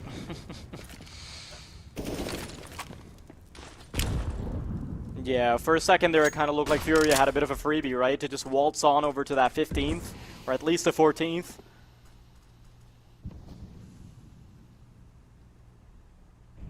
Everything comes down to the first 3 rifles on their team. Iceberg, kind of toying with fire here a little bit. Switching over to the nade. Timing is good. There's the information on the jump spot as well, so not quite having to commit just yet. Maybe we would have seen the commitment if the jump spot didn't come out, but with 50 seconds on the clock, they've pretty much not made much of a dent at all. Oh, big headshot from Art. That's an important kill, but yeah, you're right. 35 seconds left now to tick, and it doesn't feel like they've made a lot of ground. Cello going 1 for 1 with an M4's unreal, but Iceberg does him one better. A triple as he spins around and finds the multi-kill on short. And Fallen and Queserado have now got to try and pull this together. 20 seconds left and the bomb's in mid. This one's done unless they can hit some miraculous shots. And Queserado, well, he can either try and make this expensive or fall away and save this AK. The issue is he gets no loss bonus if he saves here, so ideally, he wouldn't mind dying. The worst case scenario would be dying after time, and at the moment, that's a very, very real threat. Lucky swings around the corner. Queserado gets dinked, but stays afloat. And he is very, very lucky that he does so. But his teammates still aren't really in a position to buy around him. Furia kind of looked like they were going to get away with a pistol round, but that play on short, Iceberg, that's everything. He realized that he needs to try and hold on to this opportunity with both hands, and he excels at it.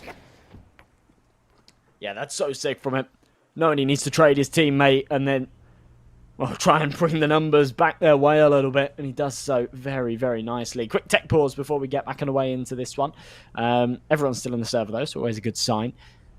20 kills for Art. Quez on the other side has also breached into the 20s. As he sits 21 to 16. He's having a great game, too. Top fragger on the server, despite the fact that they're losing. It's Analele that's having a bit of a slow one.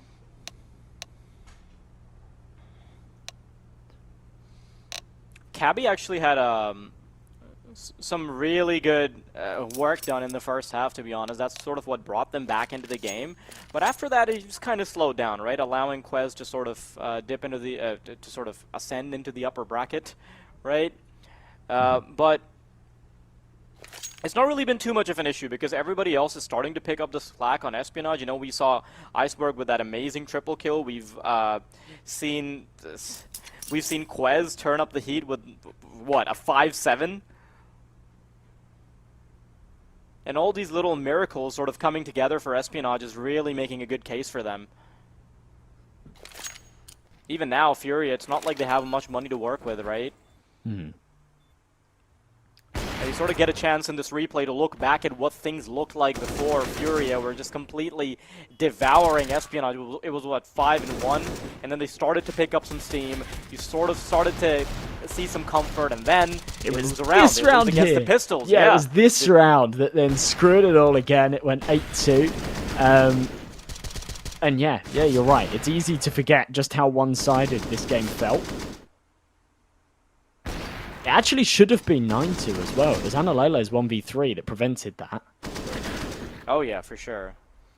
We're seeing so many individual brilliances. Like, we've seen Anlele's triple kill, we've seen Iceberg's triple, we've seen Quez's 5-7, we've seen Cabby being a monster in connector. And it's, although it's great, right, it's also a little bit worrying that they have to sort of pull out all stops on every single cylinder to be able to match up against Furia, not even dominate them, you know? Yeah. that's definitely a cause for concern, especially considering that this is a best of 3, right? It's not a best of 1. You can't just win the game off of a few individual moments. You've got to keep that consistent across 3 maps. So,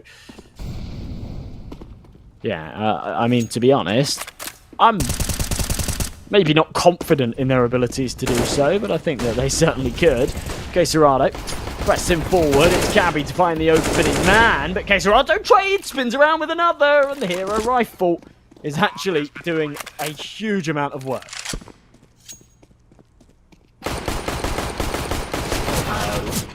Oh, okay. 1 HP.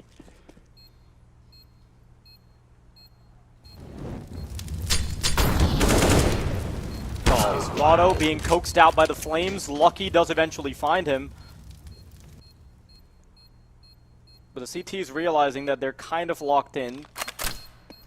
Still sticking close enough to try and go for the defuse. Just hanging on to the bomb. The player being taken out as he tries to come through connector. But Cello, as long as he gets that first kill, the second one is guaranteed. 14-11. You know, Furia didn't really have a whole lot to work with. Yeah, I was just about to say, it's easy to forget because there was such a long pause behind it. That was a full eco round. The only player that had a weapon was Queserato because he kind of reluctantly survived in the round prior and, yeah, had an AK. But everybody else only had Glocks. And Queserato's flown in, found himself a 3K, and his teammates have then finished off the job. I mean, just incredible work. Cello chiming in at the end. I mean, wow. 14 on the board here for Furia. A weak buy for Espionage once again. This is for map point on their opponent's pick. And the Brazilians are looking on fire.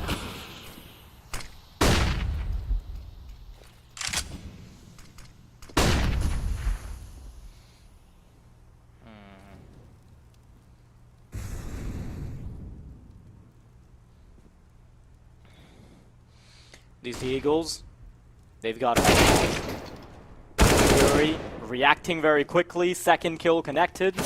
And there's still a player under Palace, but not for long, because there is an M4 waiting for him.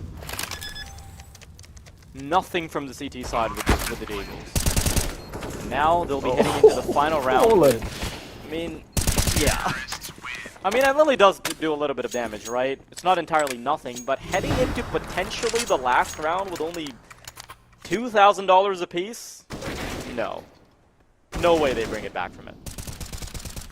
Yeah, this is the thing. This wasn't just a pistol round where they're saving money for the next. They'd fully invested into this to try and deny map point for Furia, and they just didn't even come close. So it's going to be roughly the same investment. 4 pistols and an MP9 on Iceberg. Limited utility to try and get this done. And I do not see this happening. Yuri getting aggressive into under. And they're playing together. Just want to play the trading game. The only way that these pistols win is if they can isolate fights, and if you just come barreling at them like a freight train. And they haven't got a chance in hell.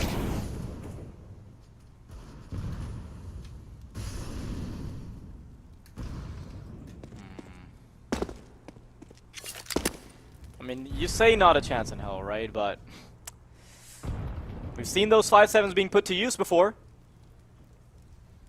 Let's see if it can happen for that one last hurrah. Poking around connector, Furia, not really making their mark just yet. A 3-man setup on the ace side could be a pincer from the short player as well to serve as a distraction. But Cello and Art are already too far into connector for there to be any visibility from short. Peeking into B apartments, there's so much information that Iceberg's been able to get. And if he decides to poke around underpass, maybe Yuri could have done something about it, but there's a second player waiting for him. Queserado finds him, and now at the very least they do know that the rough trajectory is going to be A in middle. Yeah, with the man advantage here as well for the T side. 30 seconds on this clock. So, yeah, this is done. This is done. I was starting to get a little worried about the time, but yeah, I shouldn't have been concerned at all. Quez, the final man alive. Now, to be fair, he was the one that did crazy work with the 5.7 previously. So, if there's anyone I'd want in this situation with the 5.7, it would be him. But I still don't fancy his chances. If he just tries to add a couple of kills to the tally, it's only going to be the single. 16-11, a beautiful map from Furia. And, well, they take their opponent's pick a Mirage. What a start to the series. Yeah, I mean, The thing is, right, it's a little surprising that it came to this, the fact that it even got competitive, because initially it kind of just looked like an all Furia game, and then they started winning even rounds that they shouldn't have been able to, right? The pistol round we saw over towards Connector, that was some incredible stuff by Furia. But then Espionage, the exact thing that they were able to recover from, all these hastily put together rounds, they recovered from them initially in the first half, but then that's exactly what they fell to in the second half as well. They ended up losing against a round where it was just Quesorado who had the AK-47, and beyond that point, Espionage, they did not have a contingency for what they would do about the money if it came to them losing an eco round, and that's what kind of put them in a position where even when they're contesting on that 15th round, they have nothing to fight back with. Yeah, it's a real shame. I think if their economy was in a better state, then we probably would have seen a closer outcome there, but it's not going to be enough. That's going to wrap things up for our first map of this series, though. Join us back in about 10 minutes' time. We'll bring you to the second. It's Furia's map pick, and there's a chance for them to take this in 2 bites, so you do not want to miss it. Join us back here in just a moment, folks, and we'll bring you through the action.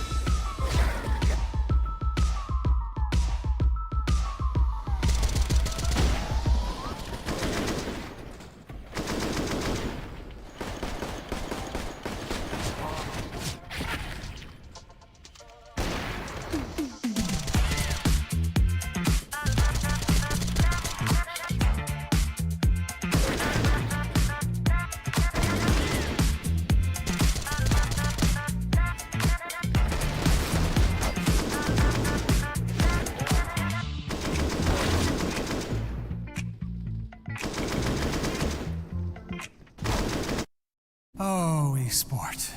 You and I have come a long way. It was such humble beginnings. As we gathered in small groups, we were professionals right from the start. Passionate, organized, and ready to rumble. We dreamed big, and surely enough, our parents supported us at every step of the way.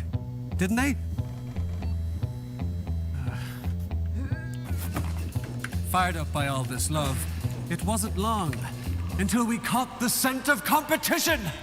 To be honest with you, it wasn't always that easy. Joe here, he had to take on 2 side jobs to afford playing professionally. It's gonna get better, Joe. Fist bump. Some of you dared to not even call this a sport. And look where we are today. An endless stream of esports events every year. Bet you didn't see that coming, Mom and Dad. And you know what? We have been with you every single step of the way.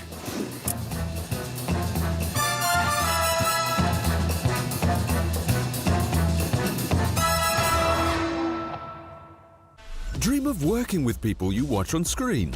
Exclusive esports opportunities handpicked just for you.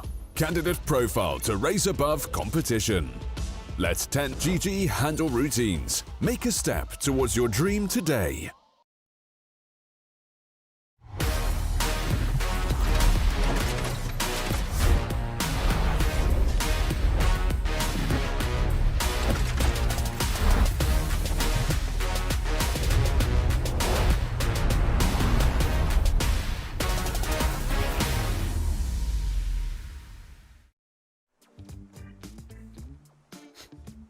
Welcome back, everybody, to the Pinnacle Cup 5 quarterfinals. You're watching map number 2 now of Furia versus Espionage. And you know, things got very dicey, things got very close in the previous map. There were a few back and forths here and there, but Furia, at the end of the day, they did look like the better team. Now we're heading into Vertigo.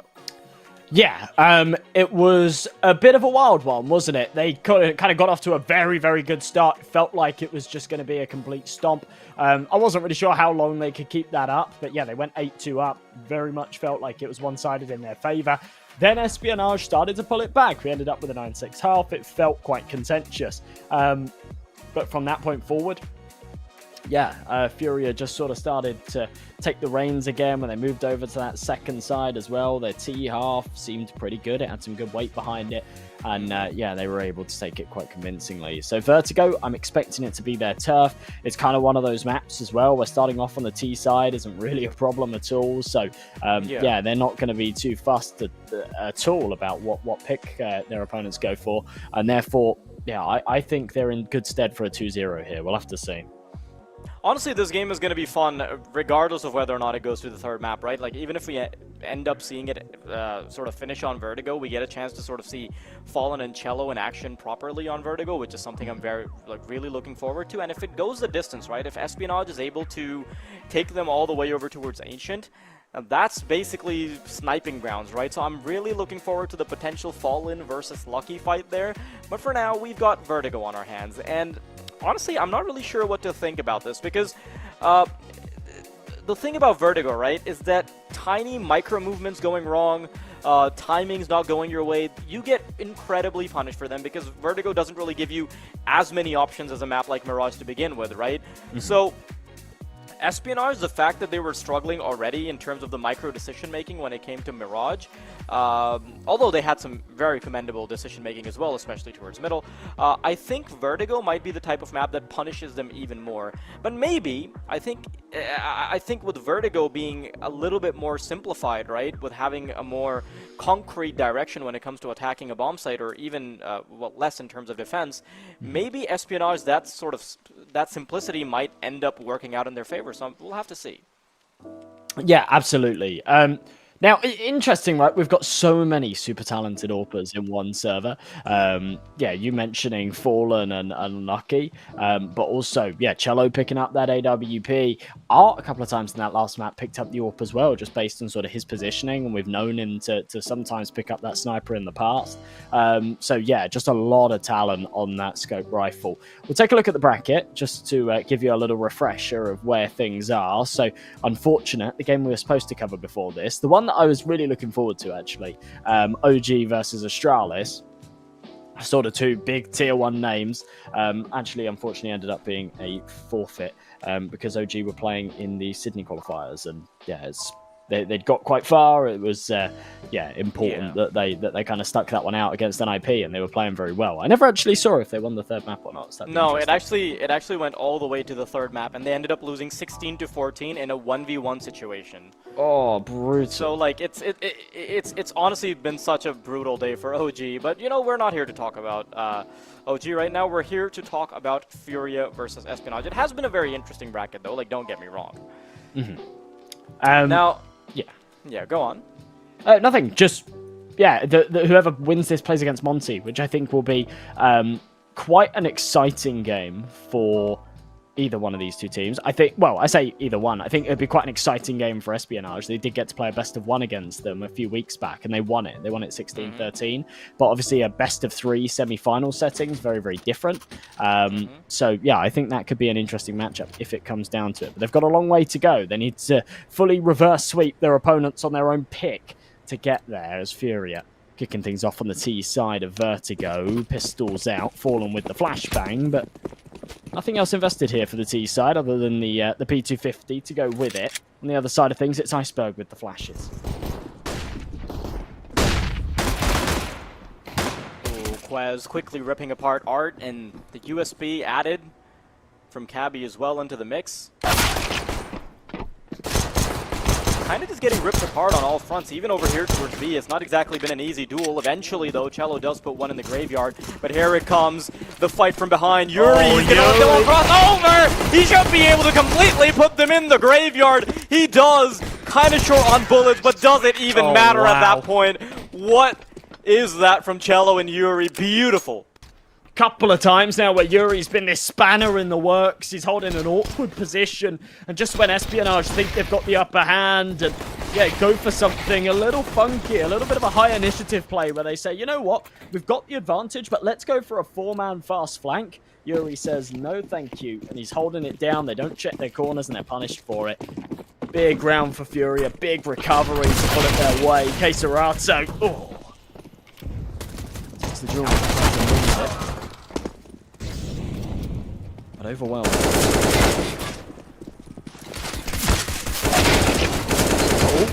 What? No! Oh my god, Cello, he's in a circus right now. He's jumping hoops. He is... Oh, can't believe he gets away with that. Not even too many scratches on his body, right? He's got 68 points of health in that instance. Oh man. It's so unfortunate to see Espionage often being in positions where you're like, okay, yeah, this is a round. All you gotta do is hold W and kill them. And it doesn't go their way. Cabby. He's found himself a Mac 10, but I don't think he's too bothered about saving it. To be honest, they're going to be on a buy next. Much rather find a kill or two, which equates to a decent amount of money. It's only $600 there as he finds the first, but Furia, yeah, they take 2 rounds. They keep those rifles afloat. They're going to be happy to, yeah, sort of shrug off those deaths. Cannot believe this from Cello. I mean, Iceberg's really kind of dropped the ball there a little bit with that gunfight. But here comes the proper round. The gun's out. The buy round. And Espionage's chance to bite back.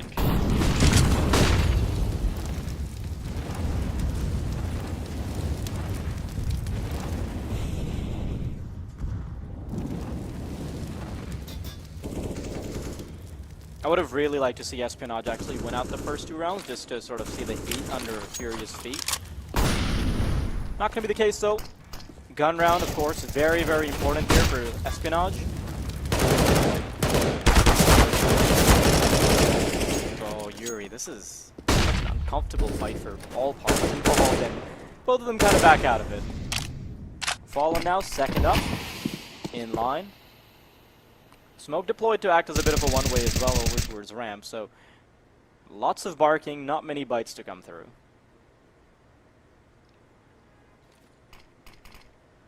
Well, a lot of, yeah, early damage dealt. 50 seconds left, and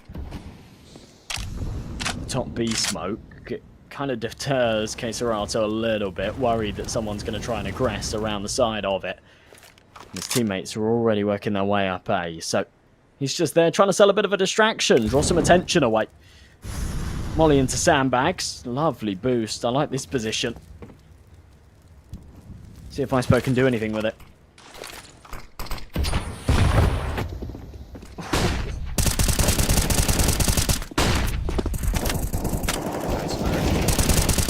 Good kill there. I think getting on top of the box is a little too preemptive from Art. And Lely, though, is trying to make sure that that bomb won't go down. Wow. Yuri tries to stop them.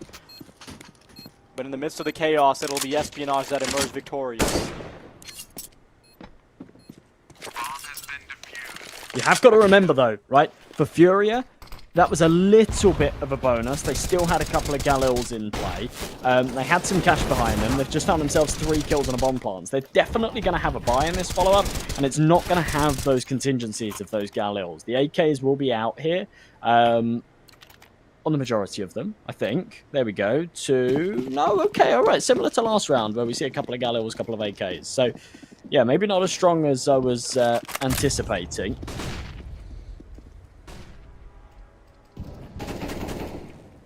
Outside of Quez, go on. Oh, Cello, if Cello does decide to turn up, Quez. Queserato will be his victim, and Cello simply can't really do anything about it. Now, the good thing is, on the other side of the map, there has been a kill, so it ends up being even Steven, even if that wasn't a refrag. Now getting ready for the Gate bomb site, though. Art, I love his speed there. They're simply not expecting him to sort of cheat the route, right? He gets the second kill as well, and turning up the heat now in elevators as well, and Lely will fall. And with Quez being the last man remaining, he's the only one that actually got a kill for the CT side. Art's spacing there is just so damn beautiful. There's no way he gets out of this alive, even if he drops the smoke. It's not a brick wall. And Art with an ace to close that one out. An unbelievable round from the man to just turn that one on its head. Opens things up with the Mac 10 as well, just to rub salt in the wound. Oh, wow. An absolute masterclass from the in-game leader. He got way too much space. Like, the fact that he's already halfway into the bomb site before any utility is being thrown, it completely throws the CTs off guard. And those are the sort of stylistic plays that you expect from a player like Art. One of the most aggressive lurkers there is in the game.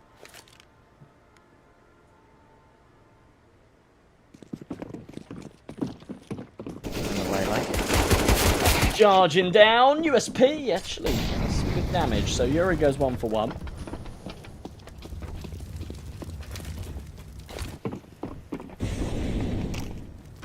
I'll grab a rifle and get out of there, but yeah, it's going to be another comfortable Fury round, as this is looking very similar to Mirage, to be honest. It's, yeah, the Furia show with some espionage, moments of brilliance here and there, a round going their way every so often.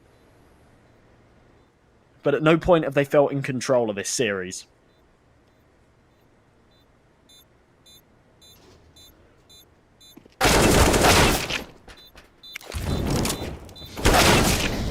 Okay.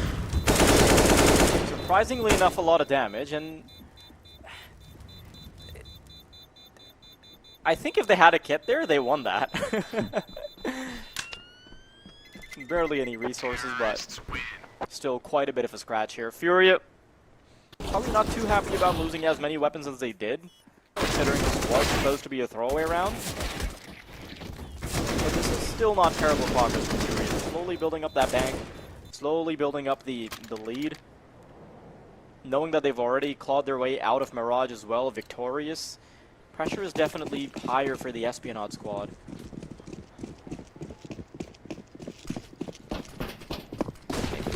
More ramp aggression this time around. Fallen getting ready with the AWP. Iceberg tucking himself into sandbag. Has a flashbang ready for his teammate to peek for the scaffolding, but is not going to be needed just yet. eventually deployed, but no contact being made between the teams.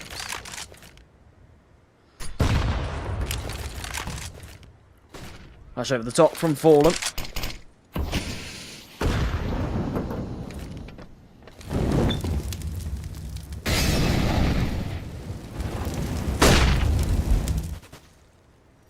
Real slow here. Espionage not wanting to make any aggressive plays. It's something that they have gone for a couple of rounds towards B, but other than on the eco, they've been fairly tame here towards the A ramp.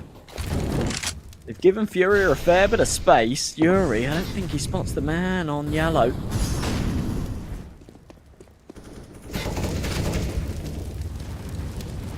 Starts to reel this in. Shallow here in middle. He's got art support. They're dancing around this smoke. It all comes down to timing, and oh, it's perfect.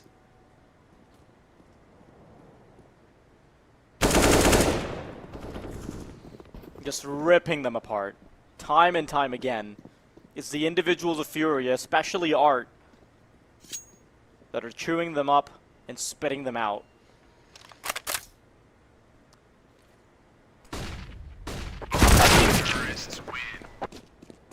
Nothing from the CT side.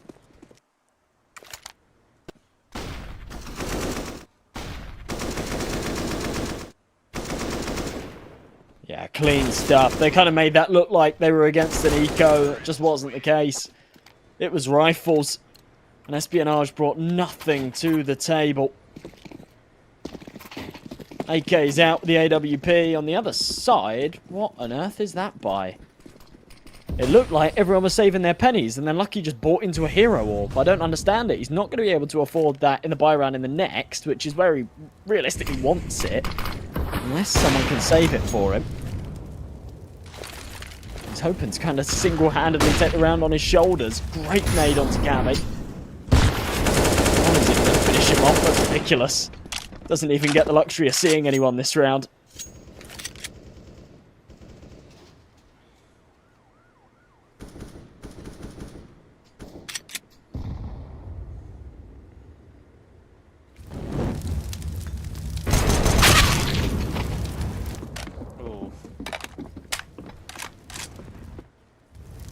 That's what's so rough about sort of trying to fight back on an eco in a place like a ramp. Like, the distance simply isn't going to favor you at all. Maybe you can get away with something crazy if you just push in with a flashbang, maybe try to take advantage of the fact that scaffolding and ramp both are kind of different fights from different angles. But even then, it's just the close ranges that you really need to try and exploit for the pistols. Lucky holding on to this AK with dear life, gets the no-scope onto Art. Well, that also telegraphs their position, so wouldn't be too surprised if the T's try to barrel their way down the players. But at least they're in really solid position to stop this. I like that Anleli is taking the initiative to make sure that the AWP will be the second one to be contacted with, maximizing the chances of the sniper making it into the next round. Yeah, it's super important that Lucky saved this AWP in this round, purely down to the fact that they got no money. He has no money whatsoever after buying this hero AWP. So, yeah, it was sort of coming into this round on the basis that he'd try and do something heroic, and if he doesn't get the opportunity, then he needs to just back off and save it, no matter what happens. It was the AWP show in that one, though. Back and forth, a couple of big kills from either side. Beautiful flick from Fallen at the start as well. Something a little more aggressive here towards ramp. Lucky. Yeah, blocked by his teammate a little bit there. You could see he wanted to go for the early pick, but he's a little late to the party. He needs to be careful because Fallen's playing over the top. They've got each other.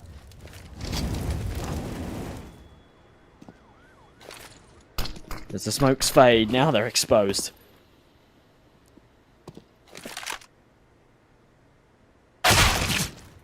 Oh, wow, what a shot.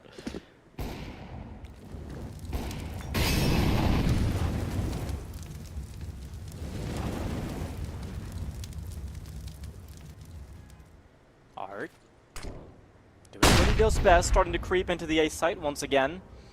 And because he's doing it with no utility, there's simply going to be no expectation from the CTs for him. Cabby does eventually unveil his position all the way from Sandbag, but nothing he can do beyond that point. 4-on-2, and Lely's still relevant on the site and does get a few pot shots in, but I don't think that's going to be enough to actually hold off the onslaught.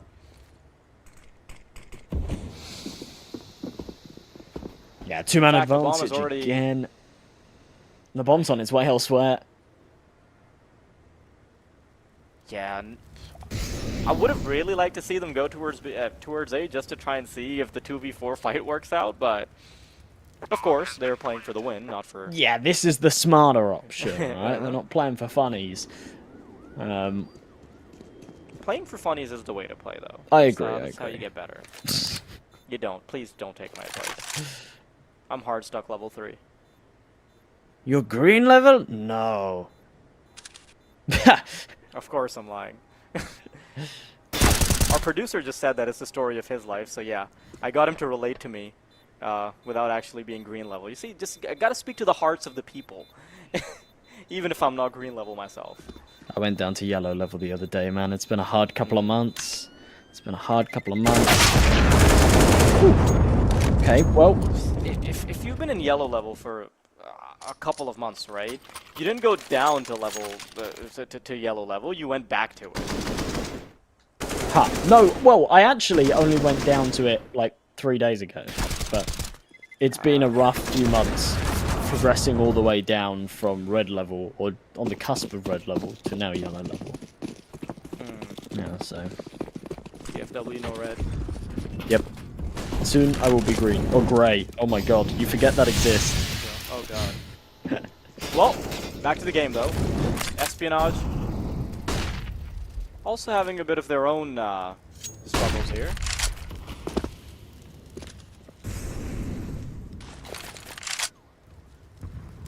A solitary point on the board for them. I really like to see this initiative here from Espionage. The fact that they try to double it down over towards B. Actually, before Art or anyone else gets a chance to do something, and Lely single-handedly carving out a round for them here. Oh, fallen! Okay. Yeah. I mean, it's a good kill, don't get me wrong, but it's not really going to amount to much. Yeah. Oh, okay, unless he does it a few more times. He's still got a minute on the clock, remember, and the bomb. And Lely also doesn't have much HP. I mean, sure, against the AWP, probably not that big of a deal, but... That's an understatement. He has an HP. He has a single HP. Come on, Fallen. This would be kind of crazy. Gets the second shot. Suddenly, this is so much more doable. Oh, that was close. Nearly through the box, yeah. But Espionage finally being able to get a second round. And this is looking kind of like, it's kind of looking like the start of Mirage, where Espionage didn't really have a lot of steam. And then you have like 1 or 2 players sort of pop off, get them back on the board, and then they can start to work something out. But the start to work something out part hasn't shown up to the server yet, right? So we still have to wait and see how this is going to play out. Art, of course, leading the scoreboard with 14 kills and 6 deaths. He's been such a menace to the mental health of Espionage right now. Ooh, flashbang to go through on A. And it's a little bit messy here as Iceberg is able to get away with a kill he shouldn't have been able to. Coming up the ramp now. And it's a bit of a staggered push for Fury, and not really being able to make the full commitment courtesy of the smokes being deployed. And they realize that trying to push through this chaos is only going to result in certain death. Backing off now instead.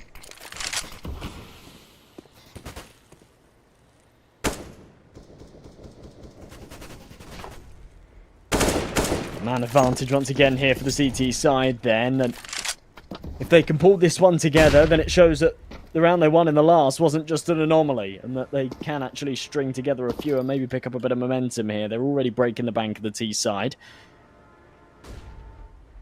This could certainly do that. Shallow. Over the top of the wood. Quez had a good little off angle over the smoke there, but as it fades, he's now a little exposed, so has to reel it in. Molly forces him back further. Flashes a good damage comes through. Nature finish him off, actually, but still finds Quez before he drops. Bit of a tough one for Fury to actually get any positioning onto this B bomb site, and this flank also something that they have to watch out for. And Lele trying to creep into the site, and he successfully does. Lucky finding the mid-aggressor as well by barely a pixel. And Iceberg eventually makes his position known. Espionage with 3. That's a big nade. Just a little right click from Analele, knowing that Cello's close and there's a decent chance that the spam through the smoke did some damage to him. 7-3, then Furia. Finally, the bank broken. They'll have enough money to buy into the follow-up to this. But right here, other than Cacerato's hero AK, there's not much to work with. So they're going to group up. They're going to try and hit towards A. Last time around, Art came in with a Mac 10 and found himself an ace. But surely history can't repeat itself in that kind of fashion. Oh, nice opening from Cacerato, though. Oh, wow. Maybe I speak too soon.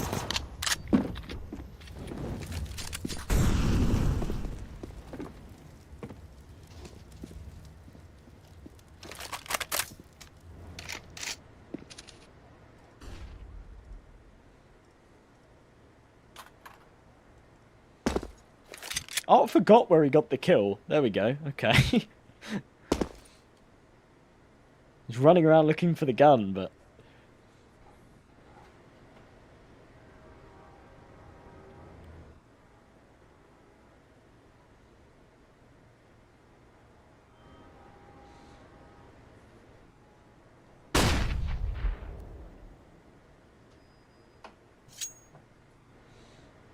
Slow traversal towards A. Man, this timing is so damn good right now. And Lele, certainly not going to be expected by Cello. Does start to pop off some shots, and 2 kills untraded means that he's got all the info in the world. Along with some change, maybe? No. Art limits it. Quez, second person to flank. And now Yuri knows exactly what he needs to work with, but there's still 1 player that is unaccounted for. 15 seconds to go, and at least the bomb will go down before he has to worry about anything else. Yeah, the flank's coming in. This one Were they retaking B? Yeah, they actually were. They were certain that Yuri had gone elsewhere when... That's kind of strange, because Quez had already flanked up ramp, so would have seen him. I think they guessed... They thought they were just really, really badly timinged. I'm not sure. Either way, it's wasted a lot of valuable time. Bomb's already halfway ticked. They've still got a lot of corners to clear. Yuri tucked towards short. He's had a little bit of a slow one so far, but a chance to redeem himself. He's got no utils, has to just commit to the fight. And as Lucky's holding down, his defuse timing's everything. Oh, that's a shame. Oh, it's not going to happen, but makes it expensive at least. This is a round that simply shouldn't have gone the way of Espionage, right? They didn't have the numbers. Furia had pretty much an open bomb site to contest. It ends up being the timing on the flank that completely changes everything. Cello, as soon as he looks away, the flank comes in, perfect interruption, and now Furia, they're starting to let their monstrous lead slip a little bit. 7-4, not a bad... Ooh, oh, Cello! Not like that! Through the wooden plank, he's able to find a kill. That certainly makes the B site a lot weaker, along with Iceberg, who's now down to 15 points of health, Josh. That's a big opening, and obviously Iceberg being low is far from ideal. Oh, he's spotted the top of the barrel, he knows, yeah. Oh. He gets himself a freebie here as well, knows that Lucky does not stand a chance in a close-range duel with an AWP like that. So this round is done all off of, well, the opening pick, and then Espionage being desperate to try and take a bit of map control off of the back of the early disadvantage. Cabby and Iceberg just need to save. The worst part about that flank is that the AWP barrel peeks out first, but then he gets peeked by the rifler, right? So he realizes that there's a second player at hand, because otherwise he would have just started looking away after he got that first kill. He wasn't expecting the 2-man flank until the barrel revealed that there is in fact both an opper and a rifler there. Yeah, exactly. If the AWP peeks first, then the rifle gets the trade. It's so much harder for an AWP in that kind of position to peek out and trade as you would with an AK or an M4. Iceberg being hunted. They can smell him. Sniffing him out. Oh, he pokes round. Should be good for the 2. Okay, right. Makes things expensive. Good damage, and it doesn't look like they're going to be able to finish him off there either. No HGs, so a decent job from Iceberg, all things considered. He kind of made the most out of a bad situation, but still, it's 8-4. Furia get back on the board and get back in the driver's seat. Round number 13 will come with not too much in the bank here for the CT side.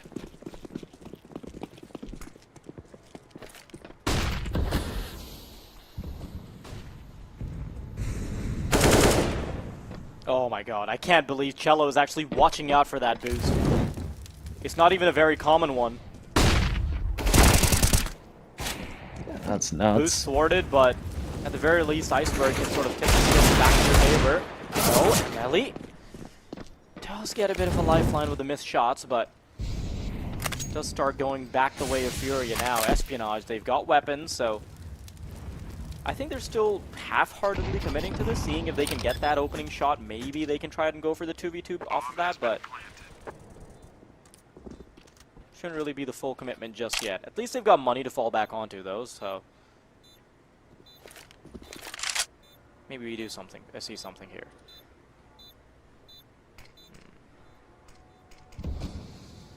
Well, they don't make any contact early on, so time to back off. It's just Cabby waiting outside, making sure that if anybody tries to start going for the hunt, at least he can get a freebie or two.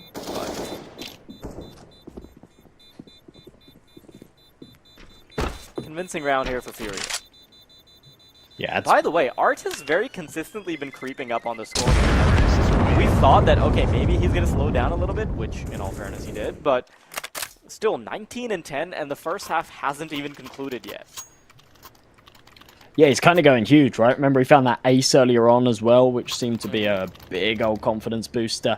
And since that point, he's kind of been farming. And Alele on the other side of things has really recovered, actually.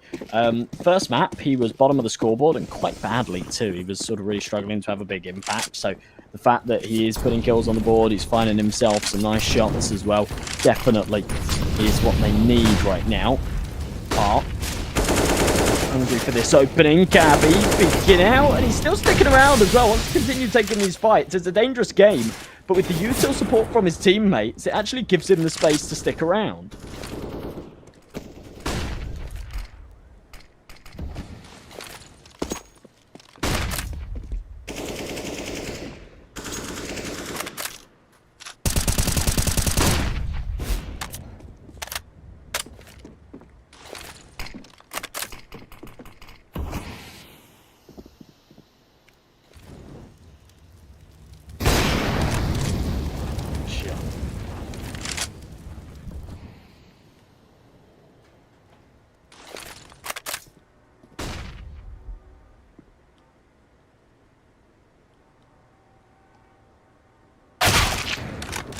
Oh, wow, Fallen. Oh, what a third! Oh. That's unreal! Oh, even though he's not put too many kills on the board so far this map, it feels like every time he does, it is unreal. In case Serrano able to trade for the last Furia, that is ungodly from Fallen. He should be feeling so sick about that. Especially that third shot. He's played that to perfection.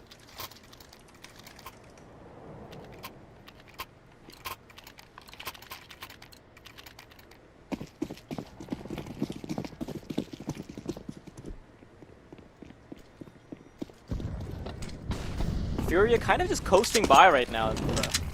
There have been a couple of rounds where they felt some resistance, but for the most part, kind of just landsliding this. Again, Quesorado being able to get the first one, but Anleli, what a great couple of refrags over towards the B site. Fallen, though, is able to find that flank, and with Art collecting that second kill, all of a sudden Anleli's efforts could potentially be put in the mud. Art, another kill for him. He's already gone above and beyond. And with him and Fallen on the case, this is going to be a very difficult retake for Lucky to make happen. Lucky working his way up. Oh, does spot the head and connects for it. After the sniper now hits the leg, or in fact it's a foot, but it's more than enough. And 11-4, the half will go. Furia, what a half. That is unreal. Art with another 3k as well to finish things off. So he goes 22 to 11. A 2KD, an absolute monster. And look how humble he is about it. He just doesn't even seem phased. Little nod. Yeah, I'm feeling good.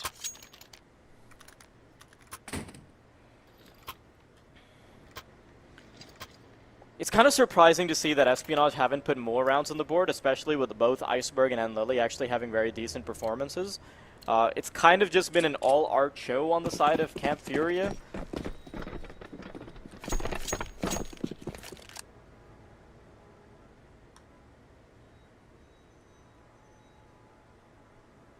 Pistol round is going to be super important, though, as we head into the second half.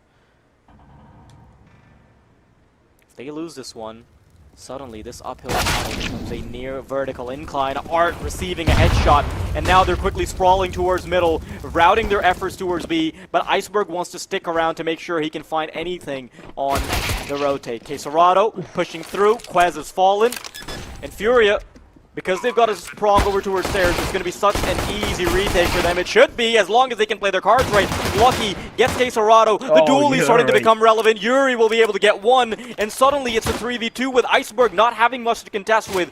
Lucky, the only healthy member on the T side, needs to be very crisp, needs to be precise, and he cannot make mistakes. Fellow collected, Lucky still full, but Art with the headshot. Oh, Iceberg's just so far away there. It causes, well, a little bit of problems because, or a few problems, I should say, because, yeah, it means that his teammate can't fight with him in that situation. Cabby's just sort of bouncing between white box, saying, well, yeah, can't really commit to this. Sorry, Lucky. Can't really commit to this until Iceberg's in position. Then we can sort of play this peak together. And Iceberg is in such a hurry. He flies up the stairs and gets instantly eliminated. Interesting. Fury have just called a pause. Strange time for it, but I respect it. Seems like a Fallen thing to do.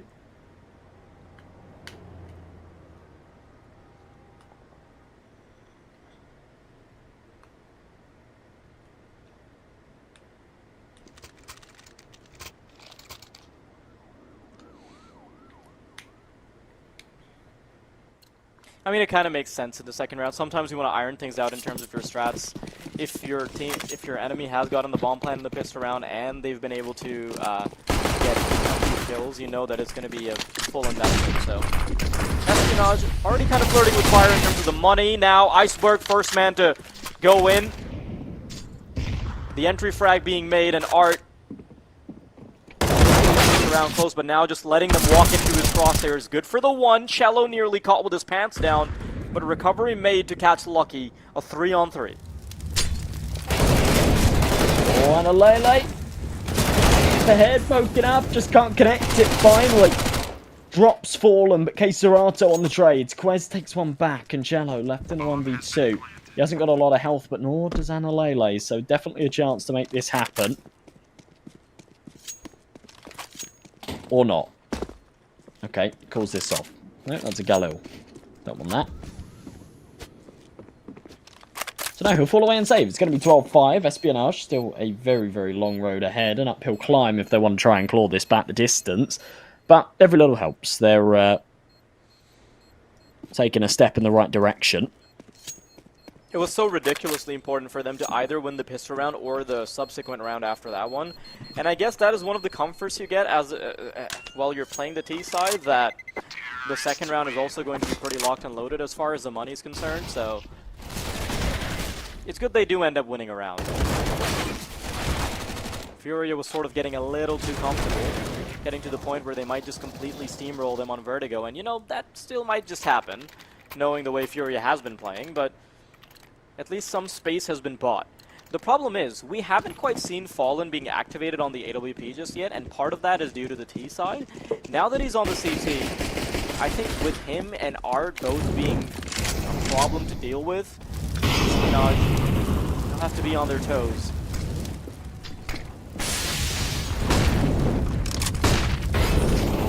Oh, a lot of util deployed. A back and forth, but damage ultimately only dealt to the T side. Look at that, Cabby on half HP. Iceberg not far from it. And a Lele potentially within dinking distance. Cello, the only man with the M4, of course, for everyone else, is the Desert Eagles. Now, we've seen just how capable some of these Brazilian players are with those pistols in hand. Couple of rounds on Mirage that gave us a good showcase of it. Cello is going to be the man to take first contact here as well as they group up towards B. This could be huge. There it is. Entry found.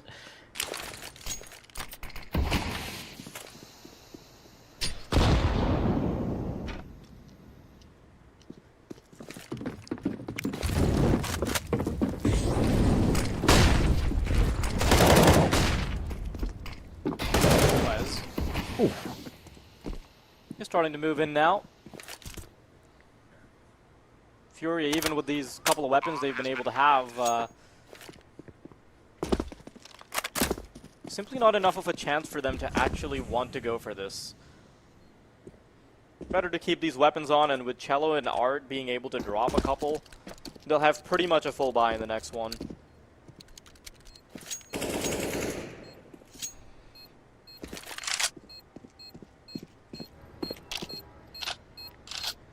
Keeping 4 players alive, though. Keep the money flowing as well here from the side. They've definitely struggled with their economy in this map so far, especially when they were on their defense. Plenty of rounds where they were down to those weak weapons, even when they did have the max loss bonus. But 2 rifles carry through. Furia, of course, still getting the loss bonus, so they'll be ecoing around it, but still a chance to do some damage. Means that Espionage should be good for a 7th. I love that from Cello. Boost is perfect there. I'm surprised that Fallen actually commits to the fight here, though. As soon as that molly goes down, I kind of expected him to just fall back, reel it in, call for the rotations early on, and maybe try and play that together. But yeah, I'm really not sure. Maybe he just wants to go 1-for-1 there.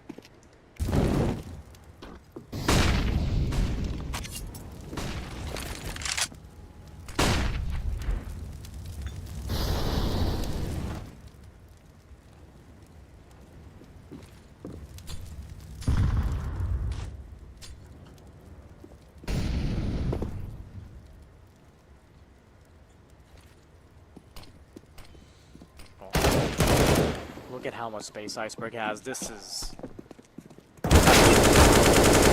How does he even get to that position, right? So, the setup from Furia, simply allowing too many holes in the defense.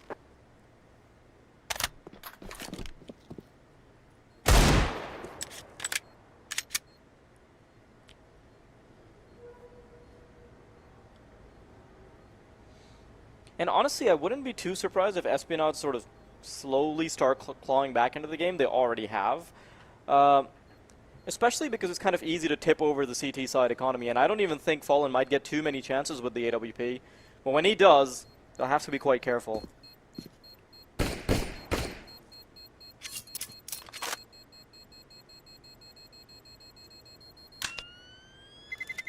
Terrorists win. So, 5 rounds that separate these two sides. Not bad. Space, as you say, from Iceberg there is just perfect. It doesn't get a lot better than that when you're coming in on flanks. And there's so much that comes off of the back of it. Buy round out, though, for the CT side. Fallen can't buy himself an AWP, which is a bit of a shame, but for everyone else, the rifles to work with are on that A4. Everyone else, the A1S. 4 rounds away from the finish line as they look to try and edge their way there.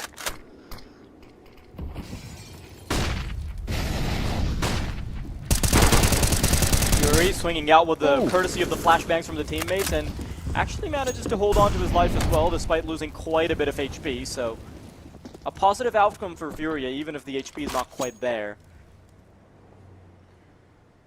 Re-aggression from the T's, wanting to take a second crack at what they just failed at.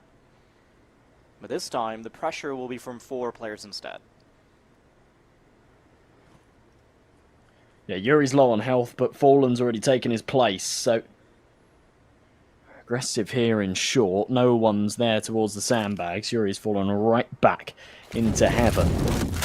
Position that they're not going to necessarily be Molotoving. Flash over the top. He picks a little late, but it doesn't matter. The kill's still found. Fallen drops. But further damage onto Iceberg. This retake surely should be a breeze for Furia. I like the way that Iceberg is playing this. Playing around the smoke, and because Cello is right through, he might get a false sense of security. Iceberg peeking through, eventually taken down, but buys enough time for Quez to be able to clean house. Quesarado now in a 1-on-2. Wants to find Enleli soon, or he won't have enough time to go for it, but I think he already doesn't. He just wants to back off now. Iceberg actually did an incredible job. Waited for those bullets to expire, pushes in, and even when he comes back out, regardless of the fact that he dies there, it's enough time being bought for Quez to make a mark there. Wow, yeah, I mean... That's supposed to awkward. be around for Furia. Yeah, it was, and that's so awkward for Cello. I can't help but feel like if you're going to spam into a smoke like that, if you're confident enough that someone might be in that smoke, you better make damn sure that you cover that whole smoke and make sure that if anyone is in there, you've killed them before you fall away and reload, because otherwise that will happen to you. Just pistols now for the CT side. As you say, that should have been Furia's round for the taking. They've got off to such a good start with the early entries. Quesarato, the only man with the M4. Got to try and do some damage with it.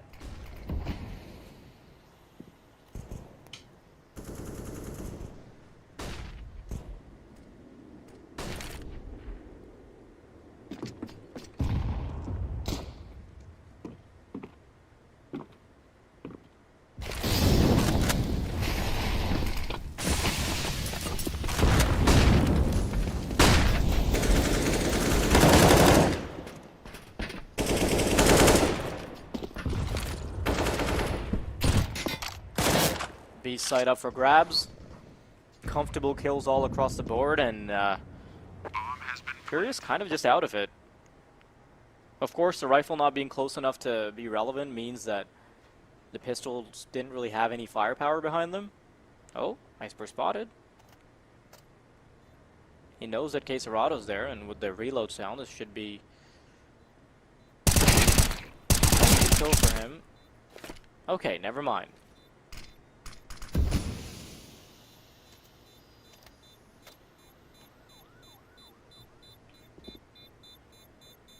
Espionage making this happen, you know. This is, you know, it's almost easy to fall asleep at the wheel if you're Furia and just think, oh, we're miles ahead. But all of a sudden, they're now within sort of one buy round of essentially tying up this scoreline. This is where it starts to get really scary. Some of the stars on Espionage really starting to shine here as well. Analele on 22 kills. Iceberg stepping up with 17. Whilst Quez might only be 13 to 15 right now. He's had a couple of rounds where he's pulled out some brilliant shots that have swung things their way.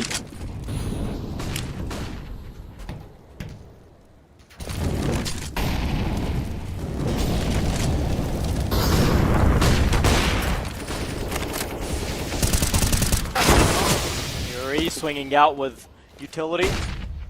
1-for-1 trade is good, and Cabby, I think he might be spotted through the gap in the smoke. Shadow spotted by Art, so he knows at the very least that Cabby is towards the right side, so he might be incentivized to peek out forward.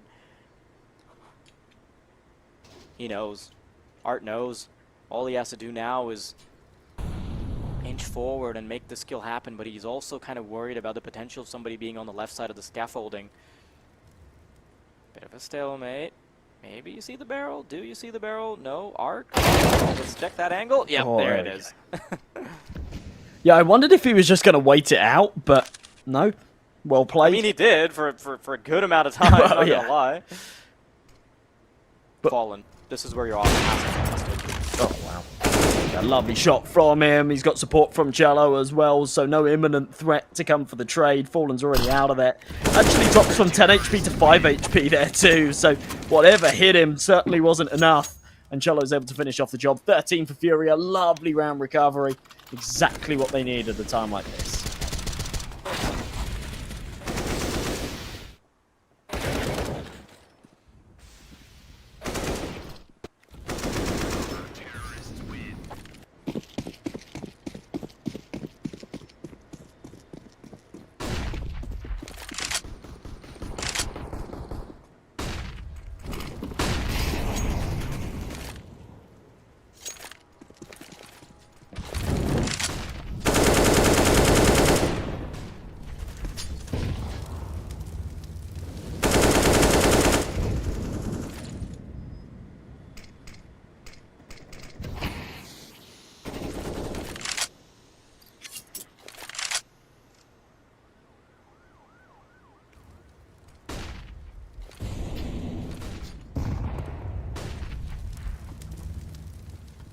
Slow down. Oh, sir, the utility's perfect. I love that two-piece. Doesn't even wait around for the first kill, right? Just sticks it with 2 bullets, and that's all they need. And Fallen might be able to minimize the damage a little bit, sure, but that is a B site that is about as clear as it could possibly be. Beautiful work on the entries.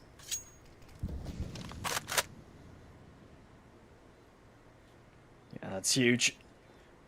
Obviously, the call made already to back off for this one. It's somewhat of a doable retake, but yeah, of course they don't fancy their chances. With money in the bank, they can go for another buy in the next. They've still got control of this game, so they don't need to be taking any major risks to win rounds. So they take 1 or 2 here and there. They should be able to swing this their way. Why has he peeked right at the end like that?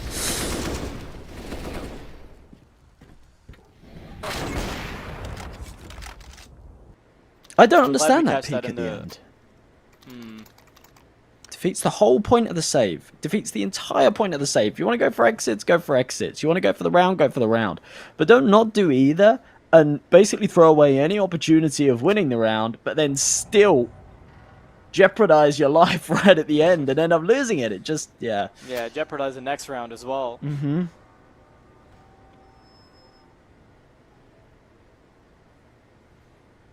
Honestly, for so long, I've just been, like, mentally waiting for Fallen's AWP to activate, but he's barely added anything to the tally. And even the kills he has managed to get, they've been these clean kills where he's responsible for stuff rather than actually making initiative. Yeah, and I think other than that absence has 3K. been... There was that crazy 3K, that was huge, but other than that, that's really been like the only moment of his that, yeah, has been anything too special, right?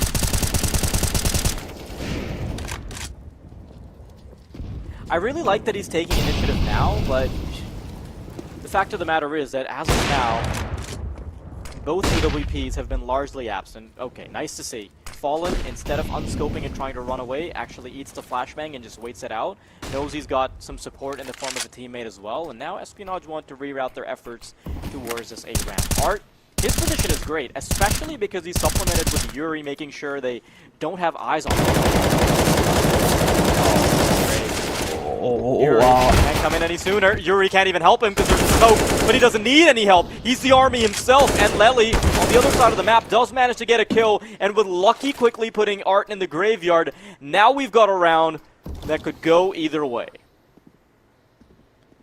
Yeah, now this becomes winnable. Fallen arrives, but way too late. The bomb to be retrieved. Lucky knows that he has to be a little exposed to grab it, so throws smokes, gives him some cover. But where are they headed with this? Because they don't actually have any map control. So, yeah, they are just going to group up, try and walk up short. Lucky's low on health, though, in case Arado's here. Holding, patient, pops the arm. That's the bomb dropped, and he's able to double up and take the second as well. 14 here for Furia, as they now are 1 away from series point, semi-finals point as well. To bag themselves a spot to play against Monty. Chance at glory in the grand finals that will be taking place tomorrow.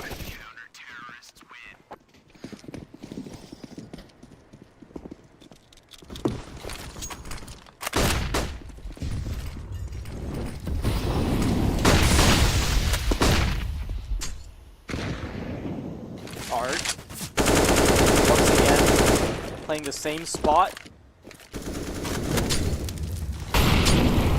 And ironically enough, it kind of does become a little unexpected when you do play the same spot twice, because it's like, your opponent is thinking, okay, maybe he's not going to do the same trick twice. Doesn't quite have to contest anything, though, and Yuri is actually going to be the one that shows himself over towards middle. Fallen now being present on the server as well, something does change the dynamic quite a lot. And Art wants to continue to push in. Even through the flames, he continues to fight. Lucky and Iceberg now left alone. Iceberg waiting for anything he can find. He can spot Yuri's barrel, but he can't quite spot the head. There it is! What? Oh, you do not want to be in his shoes. Salivating over the kill for hours. before he just gets plucked off. 15 to 10. Espionage, they're in a corner now. Yeah, that's rough. I don't think you realise just how low Yuri was there either. That is so unfortunate. 15 to 10, 5 chances to close this one out. 5 chances to close out this series.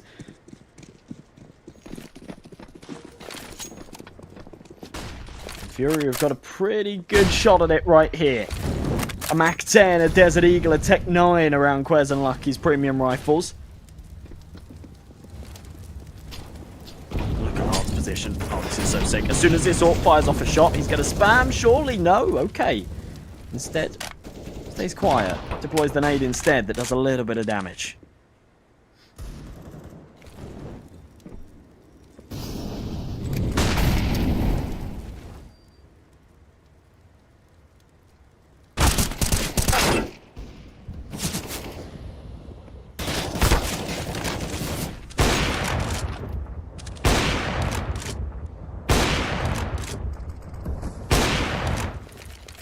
He's coming damn close to some of those spams. Yuri's position here is unreal too. Look how much map control Fury have actually taken. Espionage have barely left their spawn. And they're scared. Scared to make a move.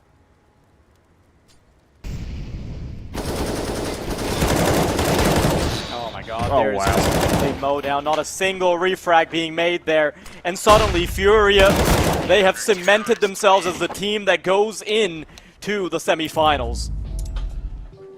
Beautiful, beautiful stuff. 16-11 and a 16-10. Very, very convincing from Furia. And honestly, I was expecting a little bit more from Espionage. Not necessarily a series win, but definitely something a little closer. And that just has not been the case.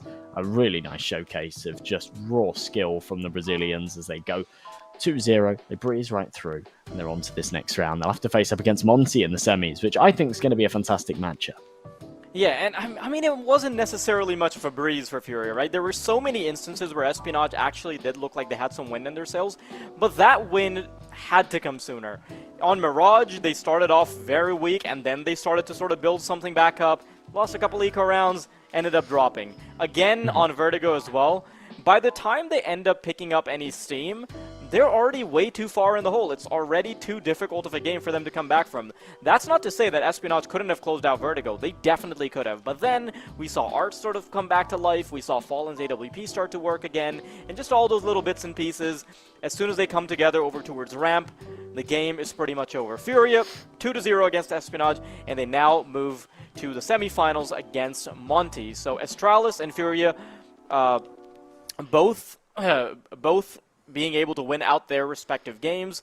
So tomorrow we're going to be seeing these 4 teams, Astralis, Double Nation, Furia, and Monty. It is going to be an absolutely stacked semifinals, and I'm very excited to see where things are going to go, who's going to be playing the grand finals, and how all of it's going to roll out. But until then, that's going to be it. It's Waldady and M&J signing out. Oh, esport. You and I have come a long way. It was such humble beginnings. As we gathered in small groups, we were professionals right from the start. Passionate, organized, and ready to rumble. We dreamed big, and surely enough, our parents supported us at every step of the way. Didn't they?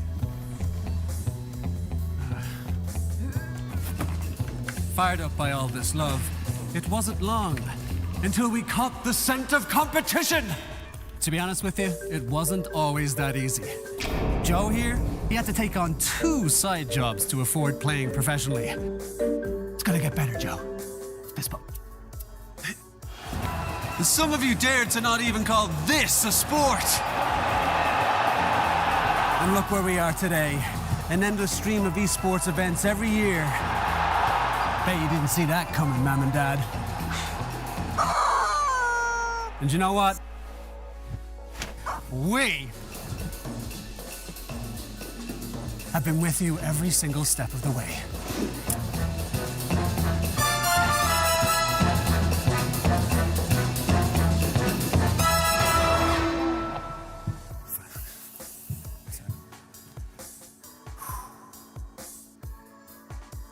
Go back. That's it. That's better. Keep going. Bring that down here. No. Keep going. Go.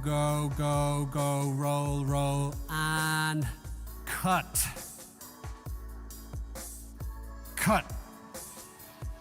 Cut the thing. I'm going. Where are you going?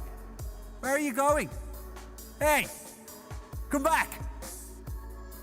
Guys, ladies. I don't know if that's correct. No. Dream of working with people you watch on screen. Exclusive esports opportunities handpicked just for you. Candidate profile to raise above competition. Let 10GG handle routines. Make a step towards your dream today.